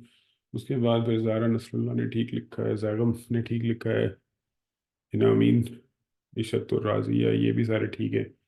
और फिर एक दिल ओमान ने ठीक लिखा है। तो वेरी गुड, आप लोगों ने इस केस को माशाल्लाह यानी कि काफ़ी अच्छा हल किया है। लेकिन इसमें जो है स्पेशली जो आप लोगों ने कमेंट नहीं किया ना, वो राइट पैराट्रेकियल स्ट्राइक पे नहीं किया है। तो स्पेशली याद रखें कि अगर आप इस तरह का पेशेंट देखें तो आप इस स्ट्राइक की नोट, क्योंकि ये देखें ये बड़ी थिन सी लाइन होती है, ठीक है, जिसमें नॉर्मल पैराट्रेकियल स्ट्राइक पर, तो अगर यहाँ पे भी ये बाहर को लोबुलेट कर गई या ये वाली लाइन यहाँ से ज़्यादा थिकन कर गई, तो फिर इसका मतलब ये है कि ये फिर तो 1 2 3 साइन पूरा हो जाएगा। लेकिन इसमें बस ये 1 2 है, और 1 2 जो साइन होता है वो किस में होता है, वो स्टेज 1 सार्कोइडोसिस में होता है। तो अगर आप लोगों ने साथ स्टेज 1 भी लिख दिए तो फिर बहुत कमाल है, लेकिन वो मेरे ख्याल है किसी ने नहीं लिखा। लेकिन जो है वो अदरवाइज आपके लिए था, बाकी सारा कुछ सही था इसके अंदर। तो ये टिपिकल एक पेशेंट जो सार्कोइडोसिस का था वो दिखाया गया था आपको इसमें। अच्छा जी, उसके बाद फिर अगला पेशेंट ये था 72 नंबर। और ये मेरा ख्याल है कि थोड़ा सा टफ था, क्योंकि इसमें क्या था, इसमें आपके सर्जिकल क्लिप्स थे जो कि यहाँ यहाँ यहाँ और यहाँ थे। ठीक है, और ये जो सर्जिकल ट्रिप्स स्ट्रिप्स होते हैं ये ट्रांसफर स्टेनोटमी सुचर थी। आपने देखा होगा कि नॉर्मल जो स्टेनोटमी सुचर होते हैं वो इस तरह जा रहे होते हैं यूं, इसमें इस तरह से ऊपर नीचे। ठीक है, तो अगर आपको ये ऊपर नीचे ट्रांसफर सुचर मिले और दोनों साइडों पे सर्जिकल क्लम्प्स मिले तो इसका क्या मतलब होता है, इसका मतलब ये होता है कि ये प्रीवियस डबल लंग ट्रांसप्लांट हुआ है, यानी कि दोनों लंग्स जो हैं वो इसके ट्रांसप्लांटेड हैं।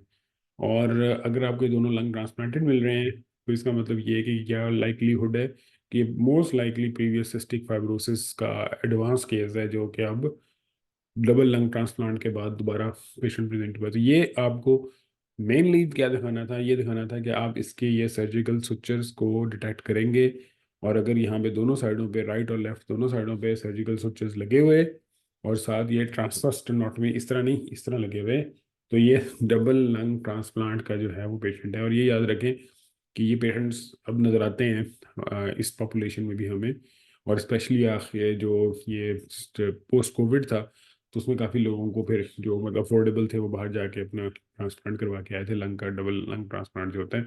और उसमें फिर ये था कि ये आपने सिर्फ एक सिंपल सा वो था। तो इसमें अब मेरा नहीं ख्याल कि कोई भी इसको पिक कर चुका होगा, नहीं। तो ये बिल्कुल किसी ने भी इसके करीब भी नहीं पहुंचा, इवन के सुचर्स को ऊपर भी सिर्फ लिखा है तो ट्रांसफर सुचर, हाँ ये डॉक्टर आने लिखा हुआ है सुचर वेस्कुलर क्लिप्स हैं, लेकिन ये नहीं आगे बताया कि ये किस चीज़ के हैं, क्योंकि इसकी डायरेक्शन जो थी वो उल्टी थी, तो इस वजह से आपने इसको भी क्लियर करना था। अच्छा जी, उसके बाद अगला पेशेंट 73 था, और 73 जो पेशेंट था वो आपका ये था कि इसमें आपका जो था वो डेंस राइट जो हाइलम था वो था, और इसमें बिल्कुल सही है, काफ़ी लोगों ने सही लिखा है। और लिम्फ नोड इन्लार्जमेंट थी, ट्यूबरक्लोसिस हो सकता है, स्टोप्लाज्मोसिस और लिम्फोमा हो सकता है, सार्कोइडोसिस हो सकता है। तो उसमें जो पिछले से पिछला पेशेंट था उसमें बायलैटरल हाइलर इन्लार्जमेंट थी, इसमें जो थी सिर्फ राइट लंग की जो है राइट हाइला की इन्लार्जमेंट थी, और उसके अलावा बाकी इसमें सारा कुछ ऑलमोस्ट ठीक था। तो इसमें मैं देखता हूँ कि इसने ठीक किया, हाँ बल्कि राइट, वेरी गुड, काफ़ी लोगों ने इसको ठीक किया हुआ है। पल्मोनरी आर्टीरियल हाइपरटेंशन नहीं है, क्योंकि पल्मोनरी आर्टीरियल हाइपरटेंशन जो है वो बिल्कुल डिफरेंट तरीके से करती है प्रेजेंट। इसमें सिर्फ राइट साइड का जो हाइला था वो इनलार्ज था, और राइट साइड का जो है वो प्रॉब्लम था। और अब ये कुछ लोग 1 2 3 4 करके लिख रहे हैं, तो वेरी गुड, क्योंकि आप लोग उसको फॉलो कर रहे हैं। कुछ लोग अभी भी पैराग्राफ में लिख रहे हैं, लिखे, कोई हर्ज नहीं है, लेकिन आपने एग्जाम में कोशिश करना है कि उसको लाइन से लदा लदा जरूर करनी है, मतलब ताकि आपकी बात बिल्कुल ऐसे 1 2 3 4 करके क्लियर हो जाए। और वो पढ़ने में बड़ा आसान होता है, तो इसलिए वो जो है ना वो जो वो है ना जो एग्जामिनर है वो वैसे सिंपथेटिक हो जाता है आप लोगों के साथ, कि देखा इसने कितना क्लियर लिखा हुआ है। तो इसलिए जो है ना उसके अंदर है। अगले पेशेंट ये था, उसमें जो है वो आपकी इंटरस्टिशियल और एल्वियोलर ओसिफिकेशंस थी, जो टिपिकल स्प्रेटेड किस्म की होती हैं। और उसके अलावा एक जो चीज़ नज़र आ रही थी इसके अंदर, वो क्या था, इंट्रायोटिक बैलून था इसमें। और वो आपको मैं दिखाता हूँ, ये देखें, ये जो एक मार्कर आता है यहाँ पे और उसके बाद एक बैलून जा रहा होता है, ये क्या कर रहा होता है, ये मैं देखता हूँ पहले तो किसी ने अप्लाई किया इसको, नहीं इसमें किसी ने नहीं पिक किया। अच्छा ये आप याद रखें, दोबारा मैं आपको दिखाता हूँ एक दो, कि यहाँ पे एक मार्कर होगा, ये जिस तरह का ये आ रहा है, देखें ये नॉर्मल तो नहीं है ना। उसके बाद फिर एक पूरी लाइन स्ट्रेट सीधी नीचे जा रही है, ये एओर्टा के अंदर ना इंट्रायोटिक बैलून है। तो इंट्रायोटिक बैलून क्या होता है, वो ये होता है कि आप उसको ना पेशेंट के एओर्टा में रख देते हैं, और उसके बाद उसको आप उसकी ईसीजी के साथ कर देते हैं। प्रॉब्लम क्या होता है कि जो पेशेंट हार्ट फेलियर की तरफ जा रहे होते हैं, जिनका हार्ट पंप करके ब्रेन को या कहीं पे भी ब्लड नहीं लेके जा रहा होता, तो ये जो इंट्रायोटिक बैलून है, वो जब उसकी सिस्टली खत्म होती है ना, जब हार्ट का पंप इधर आ जाता है, तो उस वक्त ये एक्सपैंड करता है, यानी कि खुद ही यूं बैलून एक्सपैंड करता है, और वो जो ब्लड होता है ना, ऊपर वाले ब्लड को ब्रेन की तरफ फेंकता है, नीचे वाले ब्लड को जो है वो लोअर लिम्स की तरफ करता है, और फिर जैसे ही वो दोबारा सिस्टली आनी होती है वो खुद कंप्रेस कर जाता है, और फिर हार्ट से ब्लड को आने देता है। तो ये हार्ट की पंपिंग के साथ यानी कि पंप कर रहा होता है, और वो पंप करके एक्स्ट्रा पुश के साथ वो हार्ट को ब्लड, और ये टेम्प्रेरी प्लेसमेंट के लिए होता है, जब तक आप पेशेंट का जो कार्डिक फेलियर है या जिसकी वजह से भी है, वो उसको आप आगे क्लियर आउट नहीं करते। तो इसमें जो मेन फाइंडिंग थी, एक तो इसका ये जो इंट्रायोटिक बैलून पंप था, और ये बड़ा कॉमनली डलता है, ये इस तरह नहीं है कि ये कोई बहुत कोई खतरनाक चीज़ है या कभी यहाँ देखी नहीं, यहाँ पे कॉमनली डल रहा है। और ये सिर्फ उस इंटरवल गैप के लिए होता है कि जिस दौरान पेशेंट का हार्ट काम करना छोड़ चुका होता है, और अब उसको आपने एंजियोप्लास्टी करनी है या कुछ करना है, और उस दौरान तक आपने उसको वो करना है। तो इसमें जो ये था, ये जो सारे के सारा इन्फिल्ट्रेट सारे थे वे ये सारे के सारे कार्डियोजेनिक पल्मोनरी एडीमा के थे ड्यू टू कार्डिक फेलियर। और ये साथ एक वो रखा हुआ था जो प्रेशर पंप डिवाइस, जो कि उस हार्ट को ऊपर नीचे ब्लड को कर रही थी। और ये केस एग्जाम में आते हैं कि इसमें आपके पास कॉज है, कि वो कोई पेशेंट एमआई में गया होगा, उसके बाद उसकी पंपिंग ठीक नहीं हो रही, तो उसके साथ फिर बैलून डाला गया, बैलून को साथ अटैच कर दिया गया, वो बैलून साथ हेल्प कर करके तो ब्लड को ऊपर नीचे लेके जा रहा है, क्योंकि हार्ट के अंदर तो इतनी पावर नहीं है कि वो सारी जगह पे करे। तो ये फिर इस तरह आपने इसको याद रखना है। फिर जो K75 था आपका, उसमें एक तो हाँ देखते हैं इसमें कितने लोगों ने ठीक है। इसमें बेसिकली जो थी वो anterior dislocation of right shoulder थी, ये जो अगर आप लोग देख रहे हो, और ये यहाँ पे पड़ा हुआ है, तो काफ़ी आगे आया पड़े। तो इसमें अगर डिसलोकेशन भी जिसने लिख दी है दैट्स फाइन। और जो प्रीवियस डायग्नोसिस था वो basically cardiac failure with cardiogenic pulmonary oedema का था विद अयोर्टिक पंप, CNC2। अच्छा जी, इसमें भी पोस्टीरियर डिसलोकेशन लिखी हुई है जी, और पोस्टीरियर डिसलोकेशन, लेकिन इसमें जो है वो अम, अच्छा और क्या था इसमें, इसके मेरे ख्याल एक ही फाइंडिंग थी इसके अंदर। हाँ, इसमें बाकी सारा कुछ ठीक था। तो इसकी बेसिकली सब कोराकॉइड पोजीशन थी, ये कोराकॉइड प्रोसेस था और सब कोराकॉइड पोजीशन थी। तो जो सब coracoid position of humeral head होती है वो इसकी एंटीरियर डिसलोकेशन को इंडिकेट करती है कि वो बिल्कुल उसके कोराकॉइड प्रोसेस के नीचे लगा हुआ है आगे। तो इसलिए इसलिए अगर आप लोगों ने डिसलोकेशन इतनी क्लियर ना हो तो आप बस डिसलोकेटेड राइट शोल्डर भी लिख दें, तो आपको बेनिफिट ऑफ डाउट मिल जाएगा अगर आपको श्योरिटी नहीं है। लेकिन अगर वो सब कोराकॉइड आ चुका हुआ है आगे आगे, तो फिर डेफिनेटली वो इंटीरियर डिसलोकेशन ही होगी। तो इसमें इंटीरियर डिसलोकेशन थी, और बाकी सारे की सारी चीज़ें जो थी वो इसी किस्म की थी। और बाकी डिस्प्लेस कैथेड्रल तो नहीं कोई था इस तरह का, कैथेड्रल ठीक आ रही है उसे देखें। और अगर ये तो वैसे भी ECG लीड है, ये नीचे तक जा रही है।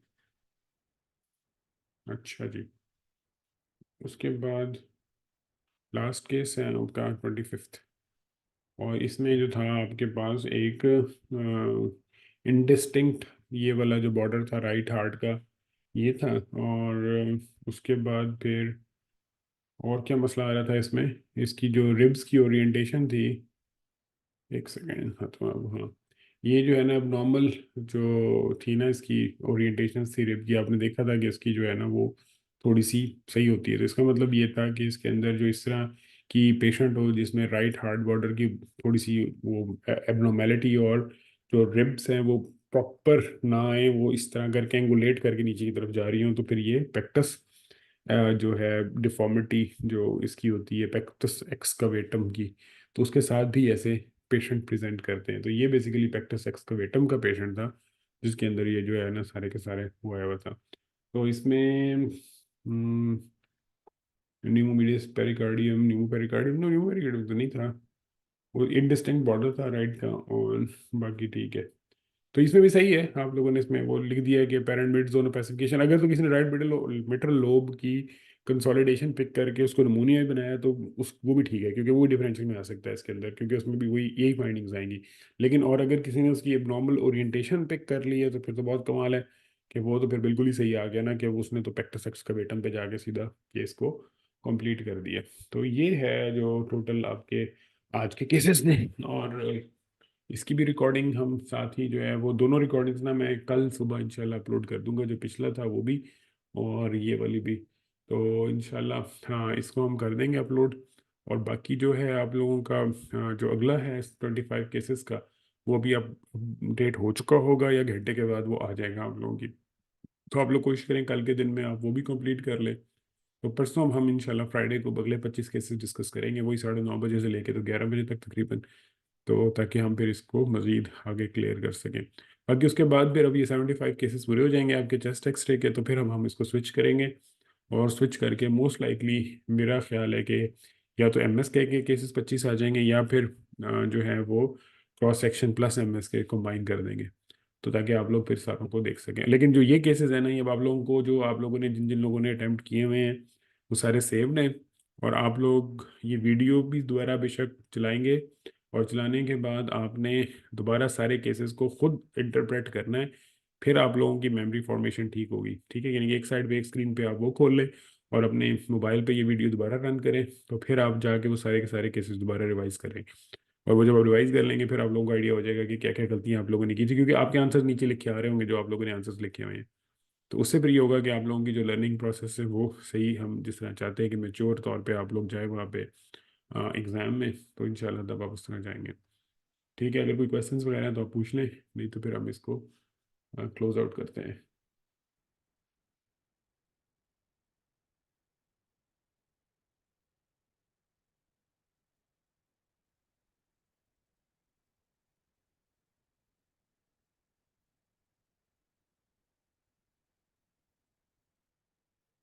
हमारी कोशिश है रमज़ान में हम अपने टाइम का फ़ायदा उठाएं, क्योंकि रमज़ान के बाद तो आप लोगों के पास टाइम है ही नहीं, 3 दिन होंगे सिर्फ।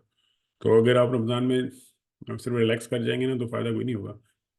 इसलिए मेरा तो मशवरा ये है कि आप इसमें जो है वो मेक श्योर करें कि मैक्सिमम टाइम अपना यूज़ करें। और लर्निंग प्रोसेस है, ये ग्रेजुअली बिल्ड होता है, ओवरनाइट या 1-2 सेशन से नहीं होगा। इसको आपको मतलब हमें आहिस्ता आहिस्ता बिल्ड करना पड़ेगा। ठीक है जी, फिर बहुत शुक्रिया, जज़ाकल्लाह। अल्लाह हाफिज़।